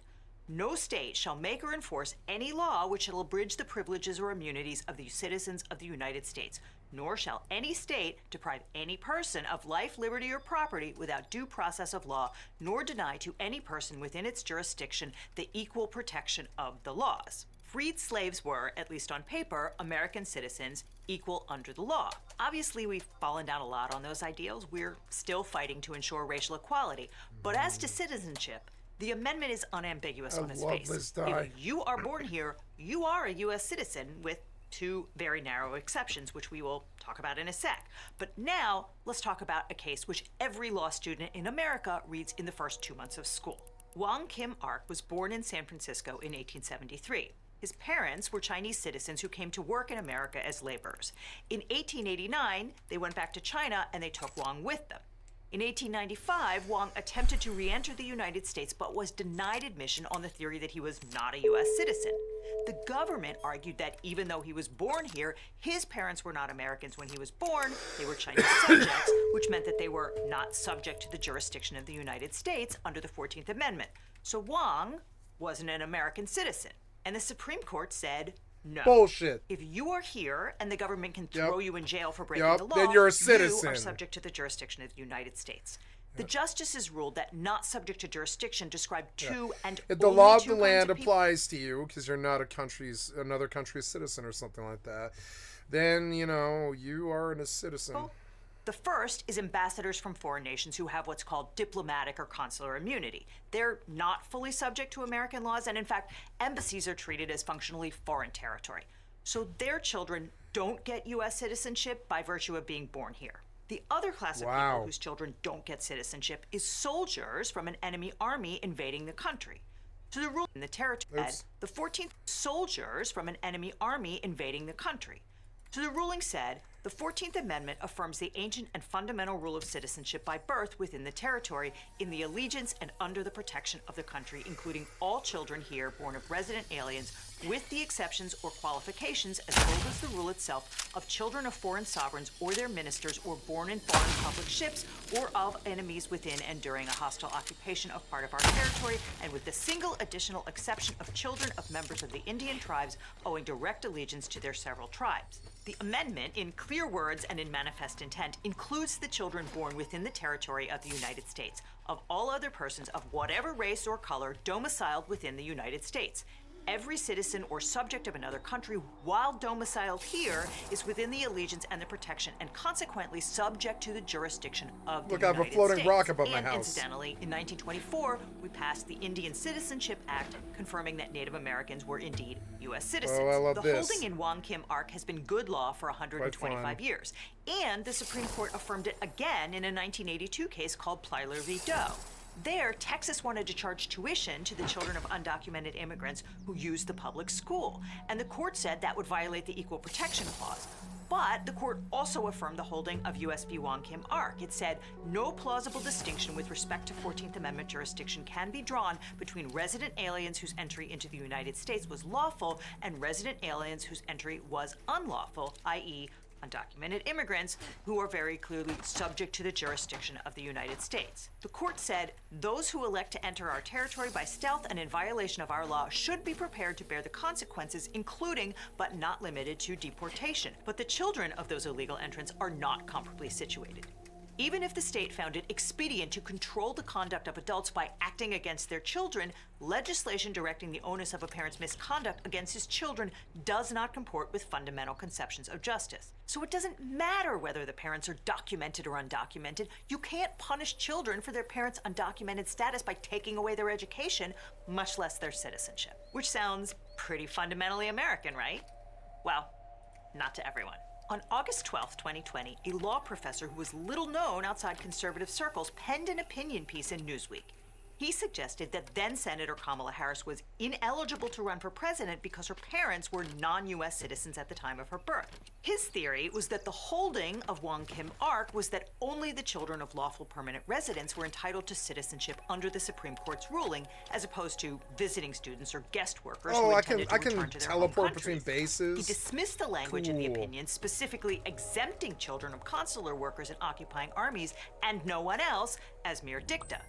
Dicta is extra language outside the holding that's not binding precedent, but there's dicta and there's Supreme Court dicta, and generally speaking, if the Supreme Court says it, you treat it as actual law. The professor wrote, were Harris's parents lawful permanent residents at the time of her birth? If so, then under the actual holding of Wong Kim Ark, she should be deemed a citizen at birth, that is, a natural-born citizen, and hence eligible. Or were they instead, as seems to be the case, merely temporary visitors, perhaps on student visas issued pursuant to Section 10115F of Title I of the 1952 Immigration Act? If the latter were indeed the case, then derivatively from her parents, Harris was not subject to the complete jurisdiction of the United States at birth, but instead owed her allegiance to a foreign power or powers, Jamaica in the case of her father and India in the case of her mother, and was therefore not entitled to birthright citizenship under the 14th Amendment as originally understood.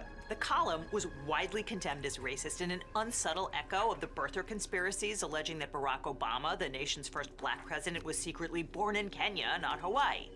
Newsweek appended 2 editors' notes apologizing and purporting to be shocked that the piece was being used by some as a tool to perpetuate racism and xenophobia.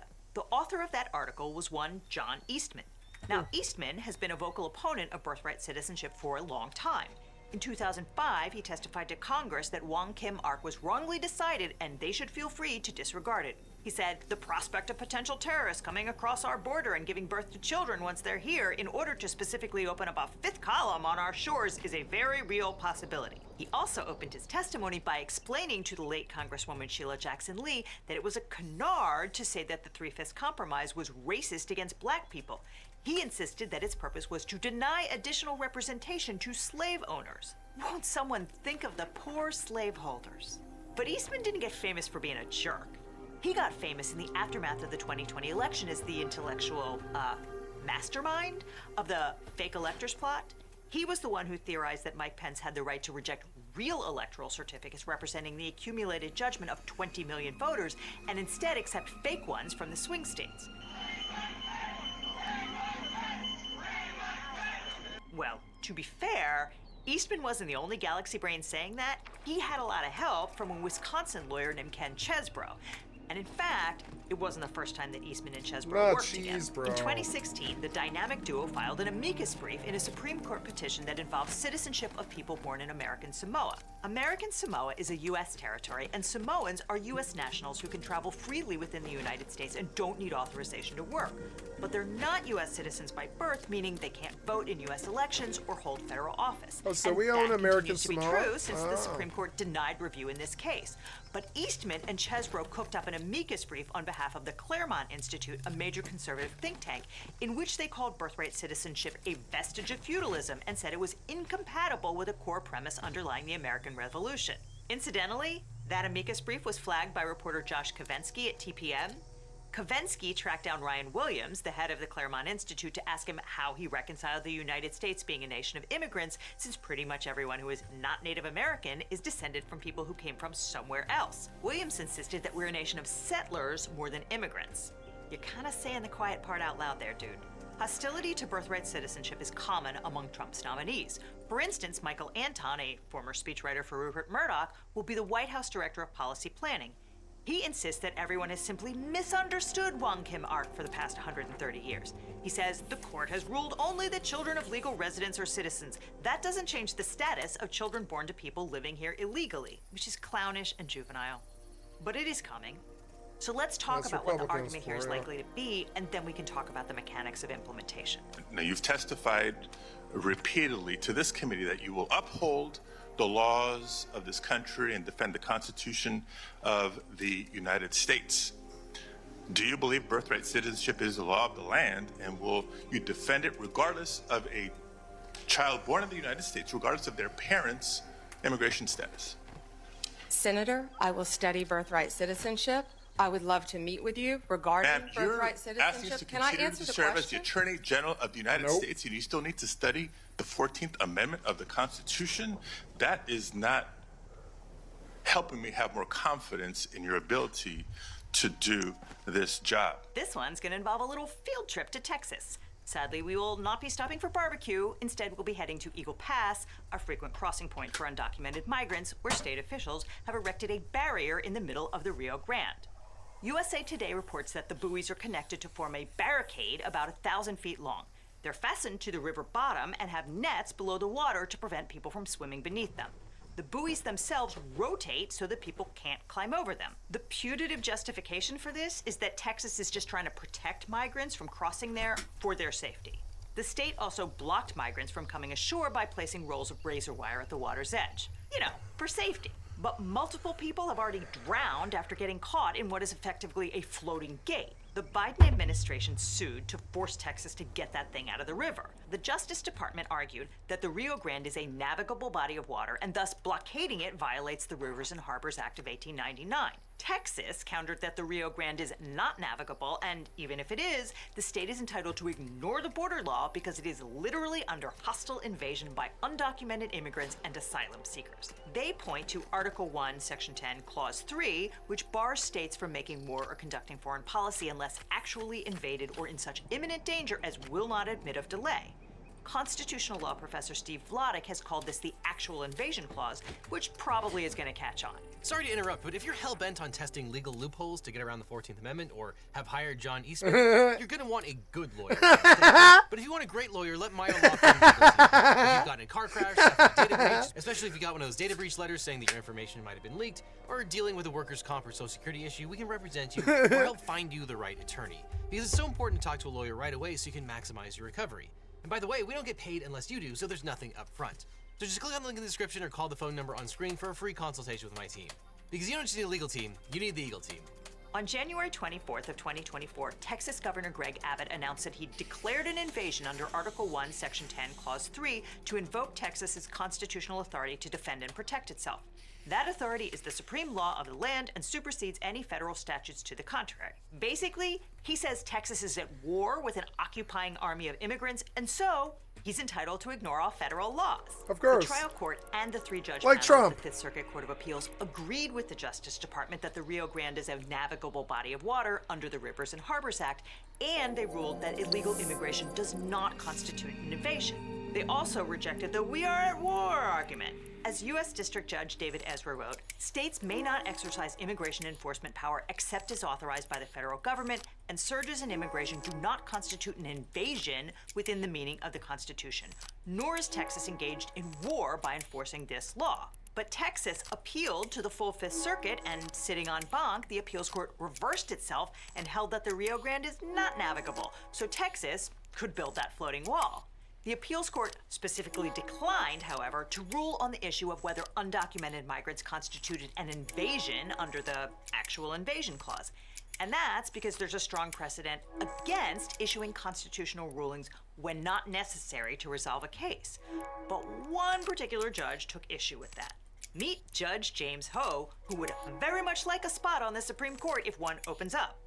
Vox's Ian Millhiser has called Ho the edgelord of the federal judiciary. He writes scathing rulings defending the rights of wife beaters and child abusers to buy guns. He loudly announces that he won't hire law clerks from schools like Columbia University because of the cancel culture and the woke. And he goes out of his way to misgender trans litigants. Now, the first time around, President Trump's red line for Supreme Court justices was abortion. He was never going to appoint anyone to the Supreme Court who was unwilling to overturn Roe v. Wade. But you can only take away women's right to bodily autonomy once, and what Trump wants now is a justice who will greenlight his immigration orders no matter how crazy. But that puts Ho in a little bit of a pickle, because in 2006, Judge Ho, who is, by the way, an immigrant from Taiwan, wrote an article entitled "Defining American: Birthright Citizenship and the Original Understanding of the 14th Amendment." And in that article, he scoffed at the suggestion that there was some kind of magical workaround for the plain language of the 14th Amendment. He said, birthright citizenship is guaranteed by the 14th Amendment. That birthright is protected no less for children of undocumented persons than for descendants of Mayflower passengers. Text, history, judicial precedent, and executive branch interpretation confirm that the citizenship clause reaches most U.S.-born children of aliens, including illegal aliens, which is a little inconvenient for his career ambitions at this point. And so, Judge Ho wrote a concurrence in the Rio Grande buoy case in which he went out of his way to say that undocumented migrants could absolutely be characterized as invaders under the actual invasion clause, and furthermore, he said that a determination by a governor or a president that an invasion was underway was not reviewable by any court. In law speak, that's called a non-justiciable political question. Judge Ho started from the premise that the president's decision to declare immigration was an invasion is clearly unreviewable, and then he said, I see no principled basis for deferring to a president's determination of an invasion, but not to a state's. If anything, the Constitution is more explicit in authorizing the states to engage in war than it is with the president. And in case that was too subtle, after Trump won, Ho sat down with conservative legal scholar Josh Blackman to explain that anyone who reads my prior writings on these topics should see a direct connection between birthright citizenship and invasion. Birthright citizenship is supported by various Supreme Court opinions, both unanimous and separate opinions involving Justices Scalia, Thomas, Alito, and others. But birthright citizenship obviously doesn't apply in case of war or invasion. No one, to my knowledge, has ever argued that the children of invading aliens are entitled to birthright citizenship. Everyone agrees that birthright citizenship doesn't apply to the children of lawful combatants, and it's hard to see anyone arguing that unlawful combatants should be treated more favorably than lawful combatants. There is not a pick-me girl in this land who can compete with that man. But in case you got a little lost in the legalese, the state of Texas is floating a theory that undocumented immigrants should be treated as an invading army, and Judge Ho is telling Trump that that would be a terrific way to get around the 14th Amendment. All you have to do is claim that the nation is under attack by terrified people fleeing war and poverty, and then you can magically ignore the Constitution and 130 years of Supreme Court precedent. I feel like we talked about Trump pulling the fire alarm and shouting, I love this game. I just called my own ship as a taxi to come to my station, and then I could just watch it. It's like this Grand Theft Auto RTS. It's actually so cool. It's the most depth I've ever seen in a game. It definitely dwarfs Grand Theft Auto 5 by a lot. It's so deep.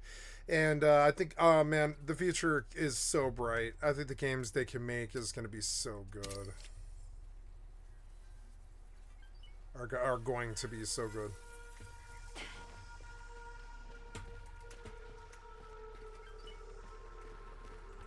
Ooh, money coming in, nice. And so I called the ship, and now I'm watching the AI's camera as he comes into my station. He's gonna land at my feet, and I'm just gonna get in the ship, and I'm gonna have him take me somewhere else. It's fucking dope. I called for my own taxi, and because I'm running an empire, they show up and they're like, "Hey, what's up, boss? You called? Yeah, I need a ride. I own this company, so, and I own all the ships in the company. So pick me up, take me somewhere." And they're like, "Okay, yeah, no problem, boss." Here he is. He's gonna land right at my feet. See it? There he is. It's fucking dope.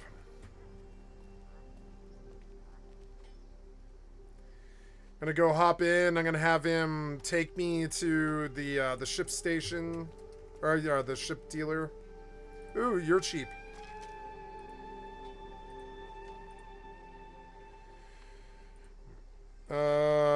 You are a get the captain. No, you're get the marine. Okay, so yeah, we'll take you on. We hired her.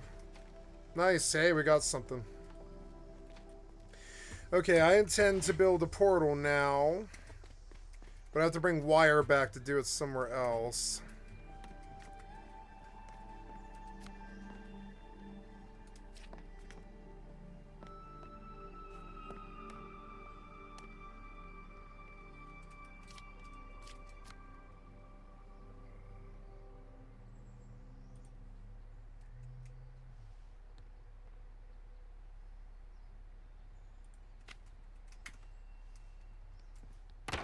There, see?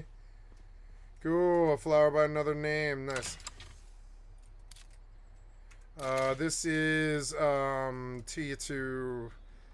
This is the first T2 realm.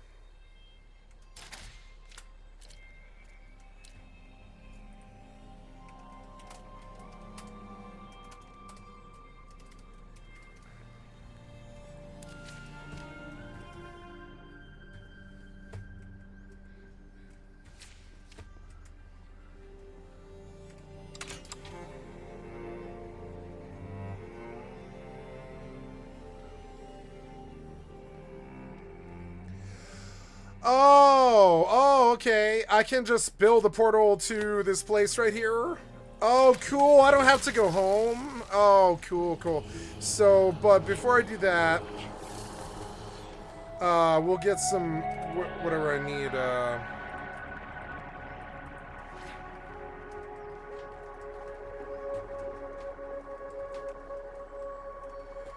I need to make, beams and wire.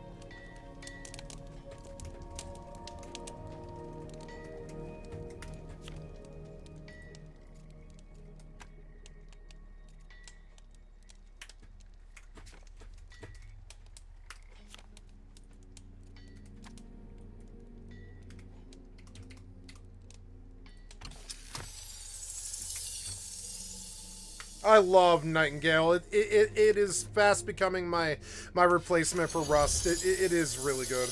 Emergency is a way to get around the fact that the Constitution gives Congress the power to impose tariffs in that video. It's kind of his signature move. So how is this all going to go down? Well, let's ask the man himself. Joe Biden has launched an illegal foreign invasion of our country, allowing a record number of illegal aliens to storm across our borders. From all over the world they came. Under Biden's current policies, even though these millions of illegal border crossers have entered the country unlawfully, all of their future children will become automatic U.S. citizens. Can you imagine? The United States is among the only countries in the world that says that even if neither parent is a citizen nor even lawfully in the country, their future children are automatic citizens the moment the parents trespass onto our soil. As has been laid out by many scholars, this current policy is based on a historical myth and a willful misinterpretation of the law by the open borders advocates. As part of my plan to secure the border on day one of my new term in office, I will sign an executive order making clear to federal agencies that under the correct interpretation of the law, going forward, the future children of illegal aliens will not receive automatic U.S. citizenship. It's things like this that bring millions of people to our country, and they enter our country illegally. My policy will choke off a major incentive for continued illegal immigration. We will secure our borders and we will restore our sovereignty. Starting on day one, our country will be great again. Our country will be a country again. We'll have borders, we'll have proper education, and we'll put America first. Okay, that's not a roadmap. It's just a misstatement of the law, but let's assume that Trump actually does intend to do something. That something is likely to be an executive order either claiming that 130 years of settled law and a constitutional amendment are wrong because subject to the jurisdiction never included undocumented immigrants, or he'll take his cue from Judge Ho and call immigrants an invading army hostilely occupying the land. Or he might do both, even though those positions are directly opposed to each other.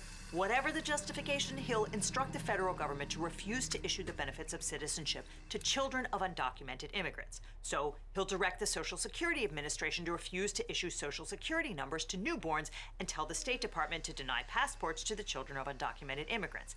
And I think it's fair to assume that states like Texas will immediately start issuing non-citizen birth certificates that identify the children of immigrants as not entitled to the benefits of citizenship. All of which will immediately be challenged in court and most likely enjoined until a final adjudication by the Supreme Court itself. And you would think that 130 years of precedent would give us confidence about the outcome at the Supreme Court, but these guys, you never know. And one more thing to flag. Trump is perfectly happy to deport those children who were born here and already granted citizenship when he sends away their immigrant parents. Let me ask you about another group of people, the estimated 4 million families in America who have mixed immigration status. So I'm talking about parents who might be here illegally, but the kids are here legally. Your borders are. You're talking about separation. Yeah, well, I mean, there are two aspects to this. Your border czar, Tom Homan, said they can be deported together. Correct. Is that the plan? Well, that way you keep the, well, I don't want to be breaking up families, so the only way you don't break up the family is you keep them together and you have to send them all back. Even kids who are here legally?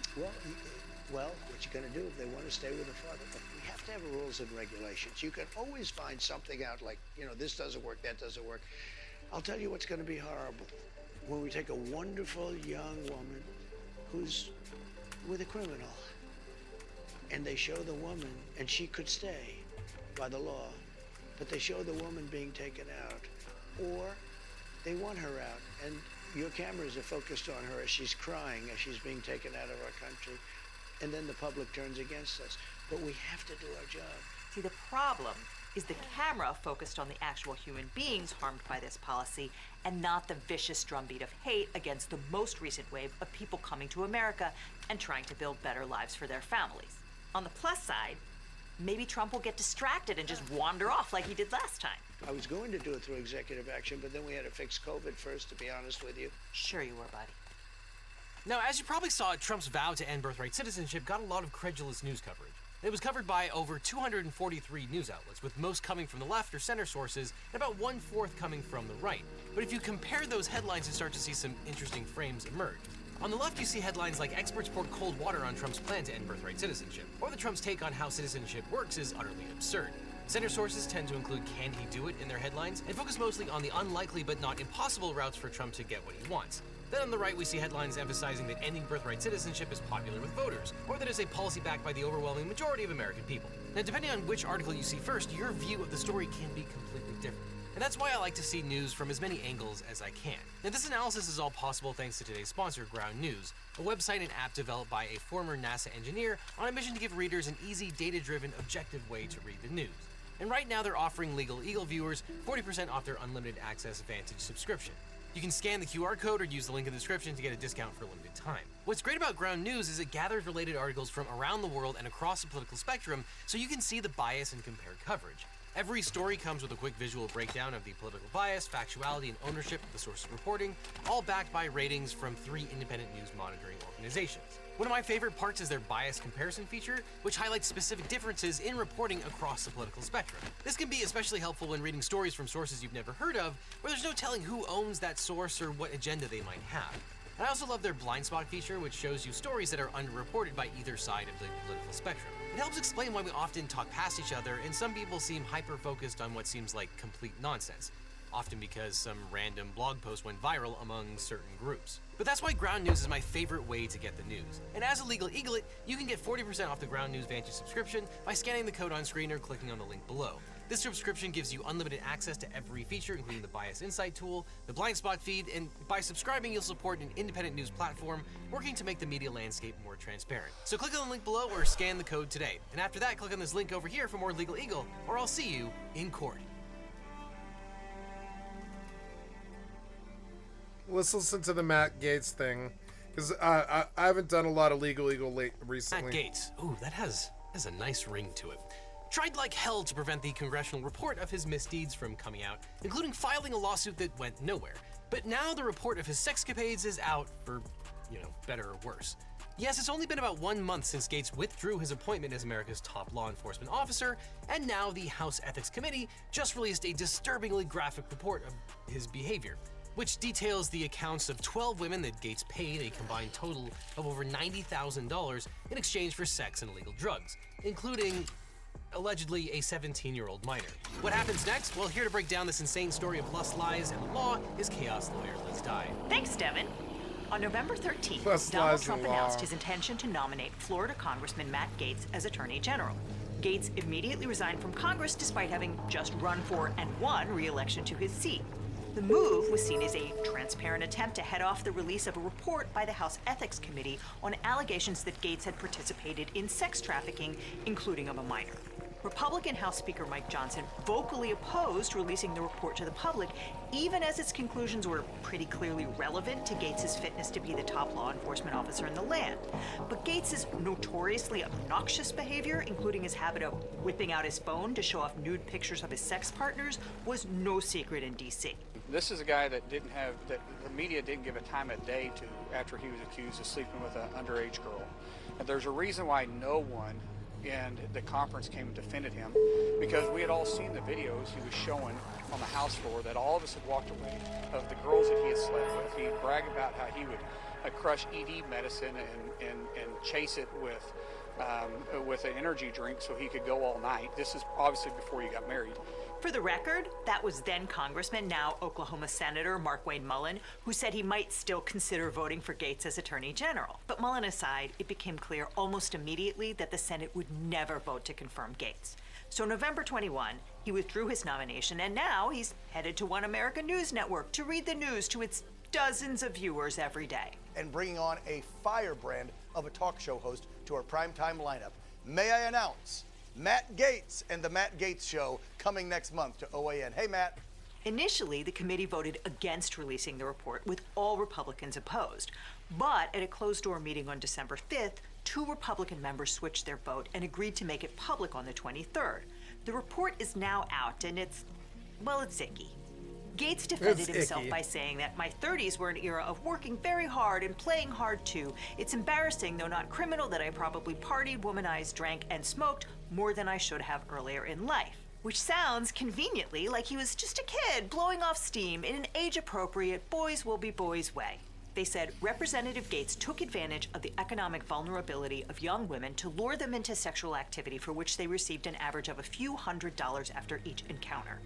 In fact, the committee found that the 42-year-old congressman paid very young women for sex and drugs, including one girl who was 17 at the time. Aww. That is statutory rape as a matter of Florida law. They also noted that he voted against the Frederick Douglass Trafficking Victims Prevention and Protection Reauthorization Act of 2022 and was the lone no vote in 2017 on legislation to establish an advisory committee that would coordinate efforts to prevent human trafficking, a vote he defended by pointing to his work in the Florida legislature to broaden the definition of duress in the state's trafficking laws to include economic duress. The committee also found that he violated multiple House rules about disclosure of gifts and services to women who were not his constituents. Many people have insisted that Gates should have been prosecuted by the Justice Department.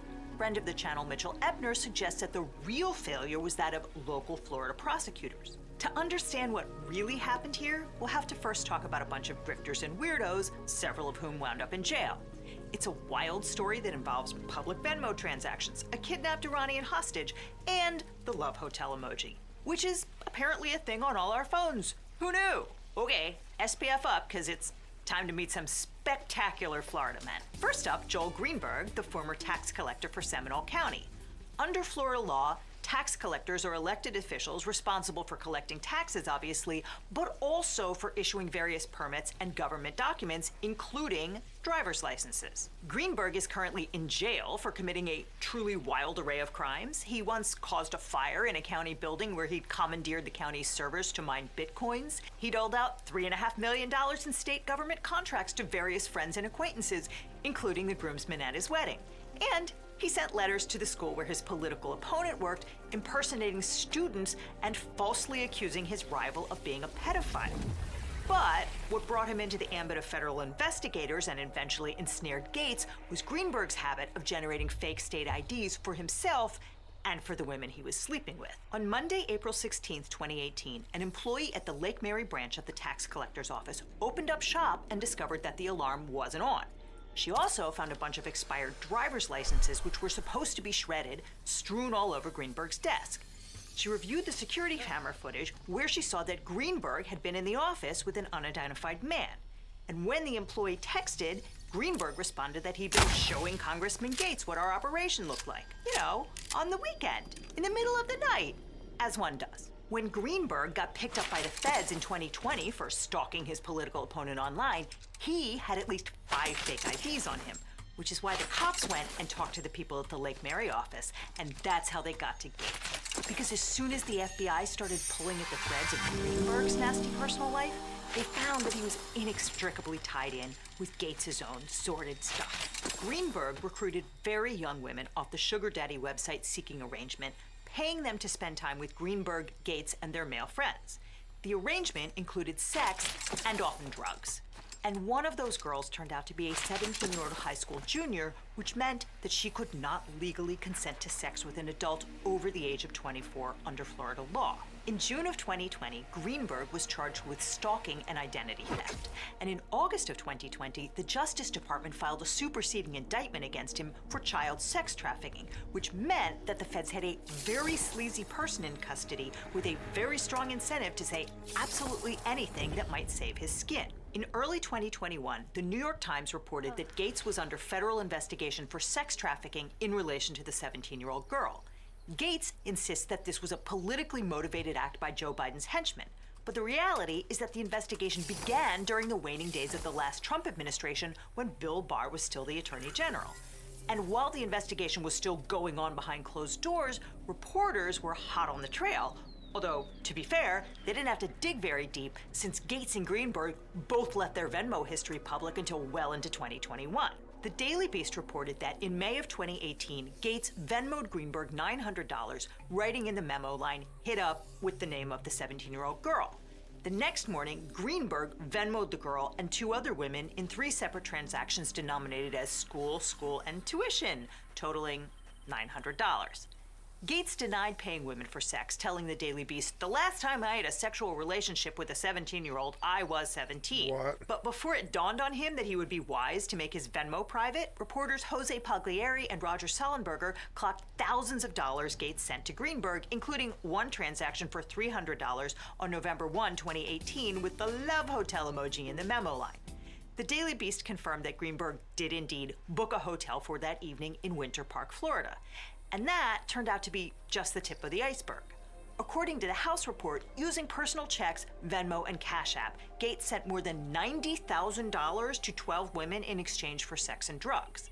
Gates denied ever paying for sex, telling Axios in March of 2020, "I have definitely, in my single days, provided for women I've dated. You know, I've paid for flights, for hotel rooms. I've been, generous as a partner. I think someone is trying to make that look criminal when it's not." Here he is on Tucker Carlson trying to remind the former Fox host of the fun dinner Matt and one of his generous partner dates shared with him and his wife. I can say that actually you and I went to dinner about 2 years ago. Your wife was there, and I brought a friend of mine, you'll remember her, and she was actually threatened by the FBI, told that if she wouldn't cop to the fact that somehow I was involved in some pay-for-play scheme, that she could face trouble. Awkward. Now, obviously, if you're going to engage in illegal prostitution and record everything on Venmo, you're going to want a good lawyer. But if you want a great lawyer, my law firm, the Eagle Team, can help. If you've gotten in a car crash, suffered a data breach, especially got one of those data breach letters saying that your information might have been leaked, or are dealing with a workers' comp or social security issue, we can represent you or help find you the right attorney. It's so important to talk to a lawyer right away so you can maximize your recovery. And by the way, we don't get paid unless you do, so there's nothing up front. So just click on the link in the description or call the phone number on screen for a free consultation with my team. Because you don't just need a legal team, you need the Eagle Team, so click below. Gates claimed that he and his father had been victims of an organized criminal extortion involving a former DOJ official seeking $25 million while threatening to smear my name. He said that his father had been cooperating with federal authorities in this matter and wearing a wire at the FBI's direction to catch these criminals. And that part turned out to be more or less true. See, Matt Gates has a little touch of the Nepo baby about him, if you can even believe it. In fact, his daddy, Don Gates, was a highly successful businessman who served as president of the Florida State Senate between 2012 and 2014. On March 16, 2021, with rumors swirling that Gates would be indicted, his father got a text from a former Air Force intelligence officer named Bob Kent saying that his son Matt was about to be federally indicted, but he, Kent, had a plan to make his future legal and political problems go away. Now, stick with me here, because this one's really crazy. Kent and his backer, Florida businessman Stephen Alford, were obsessed with a former FBI agent named Robert Levinson, who went missing in Iran in 2007.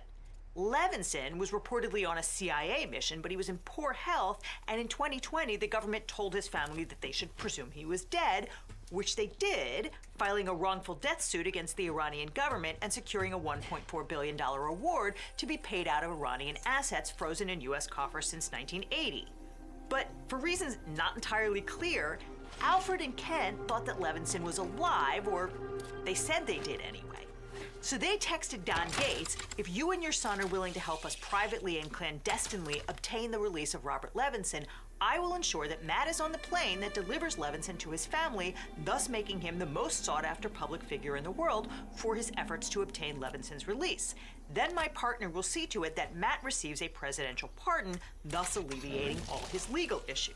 I think the theory here was that if Gates was somehow the guy who brought Levinson home, Biden would have to pardon him because you're allowed to commit sex crimes if you're a national hero.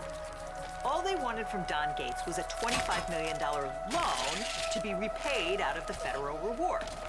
Alfred and Kent dubbed the plan Project Homecoming and laid out the details in a memo which they delivered to Don Gates. But of course, Papa Gates wasn't an idiot. He immediately called the FBI to report that he was being extorted and was presumably wearing that wire the whole time, as his son had said. Alford was indicted in 2021 and pled guilty to 1 count of wire fraud. He's currently a guest of the United States government and will be for a couple more years at least. None of which has anything to do with whether or not Matt Gates committed crimes, but it doesn't make it easier to indict him. What it did was allow him to throw glitter in the air and claim that he was being targeted by the DOJ. What is happening is an extortion of me and my family involving a former Department of Justice official. Tonight, I am demanding that the Department of Justice and the FBI release the audio recordings that were made under their supervision and at their direction, which will prove my innocence. On April 9th, 2021, the House Ethics Committee announced that it was investigating public allegations that Representative Matt Gaetz may have engaged in sexual misconduct and/or illicit drug use, shared inappropriate images or videos on the House floor, misused state identification records, converted campaign funds to personal use, and/or accepted a bribe, improper gratuity, or impermissible gift in violation of House rules, laws, or other standards of conduct. That investigation got sidelined for 2 years after the Justice Department asked the Ethics Committee to back off and let the criminal investigation take precedence. And that's, look, it's not crazy. If you're a prosecutor, you don't want your witnesses destroying their credibility by saying one thing in congressional testimony and another to you. But that delayed the congressional investigation until 2023 when the Republicans took back the House. Now, Gaetz was known as a blowhard and a bomb thrower among Republicans. But he was Trump's guy, and he figured that meant Republicans would go to bat for him, including then House Speaker Kevin McCarthy. McCarthy was incredibly vulnerable because Republicans had won by the slimmest of margins in 2022. It took 15 rounds of votes to confirm him as Speaker, and that only happened after he granted huge concessions to some of the most aggressive members of his own caucus, including Gaetz. Essentially, McCarthy gave them the ability to call a snap vote on his leadership at any time. Gaetz seemed to think that McCarthy owed it to him to put a stop to the ethics investigation, or at least Gaetz figured that McCarthy's precarious position gave him leverage to make the demand. But McCarthy refused to play ball. Matt is upset about an ethics complaint. I don't care what they threaten against me. I am not going to interject into an independent committee like ethics. Meanwhile, behind the scenes, Gaetz was stonewalling the committee. After McCarthy made those comments, Gaetz wrote a letter in September accusing the committee of doing McCarthy's bidding after he publicly signaled to you to put the heat on and instructed you to shoot your shot. In October, Gaetz led a successful effort to push McCarthy out of the job, after which Gaetz switched to claiming that the Ethics Committee's Republicans were on a mission to avenge McCarthy. It was an attempt to inject politics into the process by accusing the committee of playing politics. In reality, the committee was doing its job, and the stuff that it uncovered while it was doing its job was awful. Okay, top line, the committee found substantial evidence that Representative Gaetz had sex with victim A in July 2017 when she was 17 years old and he was 35.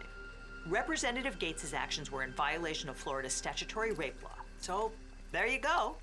That's who Trump wanted to put in charge of the Justice Department. But aside from that, it's clear that Gaetz and Greenberg paid at least 12 young women for sex and drugs. One of those women included his girlfriend of 2 years, whom Gaetz met through seeking arrangement when she was 21 and he was 35. Their relationship was not exclusive, and she seems to have corralled other young women to send Gaetz drugs and to entertain him and his friends. She's woman one on this table, receiving almost $64,000. 64 grand. Other women interviewed by the committee testified that It's woman like a one would full-time often job, provide drugs at parties, and career woman money. one, whose lawyers were paid by Gaetz, repeatedly took the fifth when she was interviewed by the committee. Gaetz himself also relied on the girls to bring him drugs. And okay, maybe you're of the opinion that sex work should be legal and drug laws are stupid. I am. The problem is that these very young women were plied with drugs and alcohol in situations where it's not clear that they were really able to consent to having sex with multiple men and women in an evening. The committee wrote, while all the women that the committee interviewed stated their sexual activity with Representative Gaetz was consensual, at least one woman felt that the use of drugs at the parties and events they attended may have impaired their ability to really know what was going on or fully consent. Indeed, nearly every woman that the committee spoke with could not remember the details of at least one or more of the events they attended with Representative Gaetz and attributed that to drug or alcohol consumption. The girl who was 17 at the time of her encounters with Gaetz testified to the committee that when I look back on certain moments, I feel violated. I thought all these people were my friends. I know now that they're not. And as exploitative as that was, Gaetz and Greenberg didn't always pay up as promised. Here's Gates' girlfriend, Woman 1, explaining that the guys are a little limited in their cash flow this weekend, so Matt was like, if it can be more of a customer appreciation week. So if you had on your bingo card, guy most likely to demand a freebie from a teenage sex worker, hey, congrats. Other texts show him docking the compensation for one woman because he didn't think she'd stayed long enough. Which kinda undercuts the claim from most of these women that this wasn't prostitution or, as Gates put it, sending funds to women he dated. And in fact, the committee said plainly that Gates enticed and procured women to engage in sexual activity for hire and purchased the services of women engaging in sexual activity for hire in violation of Florida state law. Note, that's a state law and not a federal law. The committee investigated whether Gates participated in sex trafficking, particularly with regard to a trip to the Bahamas in 2018. Gates and 2 other men spent 3 days partying with 6 women, the youngest of whom was 18. Gates is reported to have taken ecstasy and had sex with at least 4 of the women on that trip. At other times, he paid for women to come from Florida to D.C. or New York, including in January of 2019 when Gates appeared as a guest host on the Fox News show Outnumbered. After he went on air to call Senator Elizabeth Warren Sacagawea, the group went to a Broadway show. What? A lawyer for one of the women told ABC that the show was Pretty Woman, which is honestly a little too on the nose. Ultimately, the committee concluded that they did not find sufficient evidence to conclude that Representative Gates violated the federal sex trafficking statute, although Representative Gates did cause the transportation of women across state lines for purposes of commercial sex. The committee did not find evidence that any of those women were under 18 at the time of travel, nor did the committee find sufficient evidence to conclude that the commercial sex acts were induced by fraud, force, or coercion. They did, however, find that Gates violated House rules on accepting gifts. He failed to disclose that he flew back from the Bahamas on a private plane, a gift valued in excess of the $250 limit under the House gift rule. Gates tried to hide this by indignantly pointing to his travel itinerary, which showed him flying out of Washington Dulles Airport on a commercial flight. When the committee pointed out that he'd forgotten to say how he got home, he got very snotty. He said, "My travel to the Bahamas was a result of my purchase of American Airlines tickets with my personal funds, and it goes without saying that I was not reimbursed by anybody. Does the committee also have an interest in every dollar I spent in the Bahamas on food, refreshments, and other travel provisions such as sunscreen?" Yes, we do that now. Was one of the reasons the We committee do found now. Gates obstructed We the do now. investigation, violating his duty of candor as a member of Congress. They also found that he violated congressional rules with respect to constituent services, using official resources to help a woman he was having sex with expedite her passport renewal. In fact, she wasn't his constituent at all. It was incredibly damning, and the committee members also had some very harsh words for the Justice Department. Remember how the Ethics Committee delayed its own investigation by 2 years to avoid interfering with the DOJ's criminal inquiry? That inquiry was closed without charge, which Gates pointed to as evidence of his complete exoneration. That's not what that means, but let's come back to that one in a minute. The committee said that many of the women it interviewed also gave statements to DOJ and urged the committee to rely on those statements in lieu of requiring them to relive their experience. They were particularly concerned with providing additional testimony about a sitting congressman in light of DOJ's lack of action on their prior testimony. The report complained that DOJ refused to provide the relevant statements and other significant evidence to the committee. DOJ cited internal policies about protecting uncharged suspects like Representative Gates, general concerns about how DOJ's cooperation with the committee may deter other victims in other matters, and various inapposite policies relating to congressional oversight of DOJ itself. But that's mostly part of a, for lack of a better term, ongoing pissing match between Congress and the executive branch. Because Congress always wants to get its hands on investigative materials in high-profile cases, and the DOJ never wants to give it to them. In some cases, that's because it can't. It's illegal to disclose grand jury the sun materials looks without really permission good of the on this court. realm. But it would be It looks like terrible Star public Wars. policy for Congress to be able to seize and publish internal police investigations of people who were never charged. Who would ever talk to the FBI if that were a possible outcome? And there's just no way to make an exception to this rule that only covers villains like Matt Gates. So Villains like you Matt can sympathize with the women here who would have preferred not to be interviewed again by Congress, but you kind of have to put that criticism in context. But let's come back to Gates' claim of exoneration, because a lot of people have said that the Justice Department screwed up by not indicting him. And that includes the committee, which accused the DOJ of not doing right by the 17-year-old girl who cooperated with the DOJ's investigation for years and was let down by the justice system when reports circulated that the DOJ would be unlikely to pursue charges against Representative Gates. First of all, we have no idea why Gates wasn't charged. Again, we haven't seen the internal investigative materials, but we can make some educated guesses. For one thing, the Fed's key witness is Joel Greenberg, who did all the cooperating he possibly could have done, delaying his sentence multiple times, and he still got 11 years. When Judge Gregory Presnell sentenced him, he said he'd never seen a defendant who has committed so many different types of crime within a relatively short period like those crimes committed by Mr. Greenberg. To say that Greenberg has credibility problems is a massive understatement. And the committee itself said that it would not rely exclusively on information provided by Mr. Greenberg in making any findings. Second, the Mann Act, which prohibits transporting individuals across state and national lines for the purposes of prostitution, is a problematic statute for a whole host of reasons. Let's start with the fact that it was originally known as the White Slave Traffic Act of 1910, and one of the first successful prosecutions was of heavyweight champion boxer Jack Johnson, who was black and faced repeated arrests under the Mann Act for traveling in the company of white women. It's historically been used to criminalize sexual relationships that society finds unacceptable by characterizing them as prostitution and/or sex trafficking. And although the law has been amended, it's still so broad that the Justice Department charges under the Mann Act only where there is evidence of a victim of severe forms of trafficking in persons. And whatever you think of Gates, this is clearly not that. Third, the ethics report itself didn't find that Gates violated any federal laws. The youngest woman who traveled with him to the Bahamas was 18, so there was no trafficking of a minor. And if you can't charge under the Mann Act, the only thing left was violation of Florida state laws. I mean, okay, sure, maybe the feds could have indicted him for the Molly or for having the women mail him marijuana cartridges, but come on. As the ethics committee concluded, Gates violated House rules, which are not prosecutable, and he violated Florida's statutory rape and prostitution laws. So maybe the real question here isn't why didn't Attorney General Merrick Garland indict Gates, it's why didn't Florida prosecutors do it, since they had access to the same media reports suggesting that he paid a 17-year-old girl for sex that Congress and the DOJ did. There was nothing stopping states' attorneys in Florida from stepping up to the plate here, and they don't even appear to have investigated.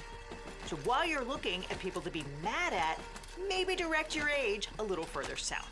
Matt Gaetz had at least a week's notice that this thing was going to drop on Monday the 23rd, but he still waited until that morning to file a motion in federal court in D.C. demanding that the committee not release the report. The case was always doomed to fail. The courts really do not get to tell Congress how to conduct its business. It's kind of fundamental to the Constitution. But the way it went down was exceptionally silly. The case was immediately flagged for being procedurally defective in 3 different ways. At about 10:30 a.m., the report went live on the Ethics Committee website, at which point Judge Amit Mehta demanded that Gates explain why this matter should not be dismissed with prejudice for lack of subject matter jurisdiction, insofar as the case appears to be moot in light of the House Ethics Committee's public disclosure of the report, whose release plaintiff seeks to enjoin. Gates was forced to admit that his complaint was indeed moot, and Judge Mehta dismissed the case before close of business. Gates spent that Monday tweeting through it and has since reposted messages from hundreds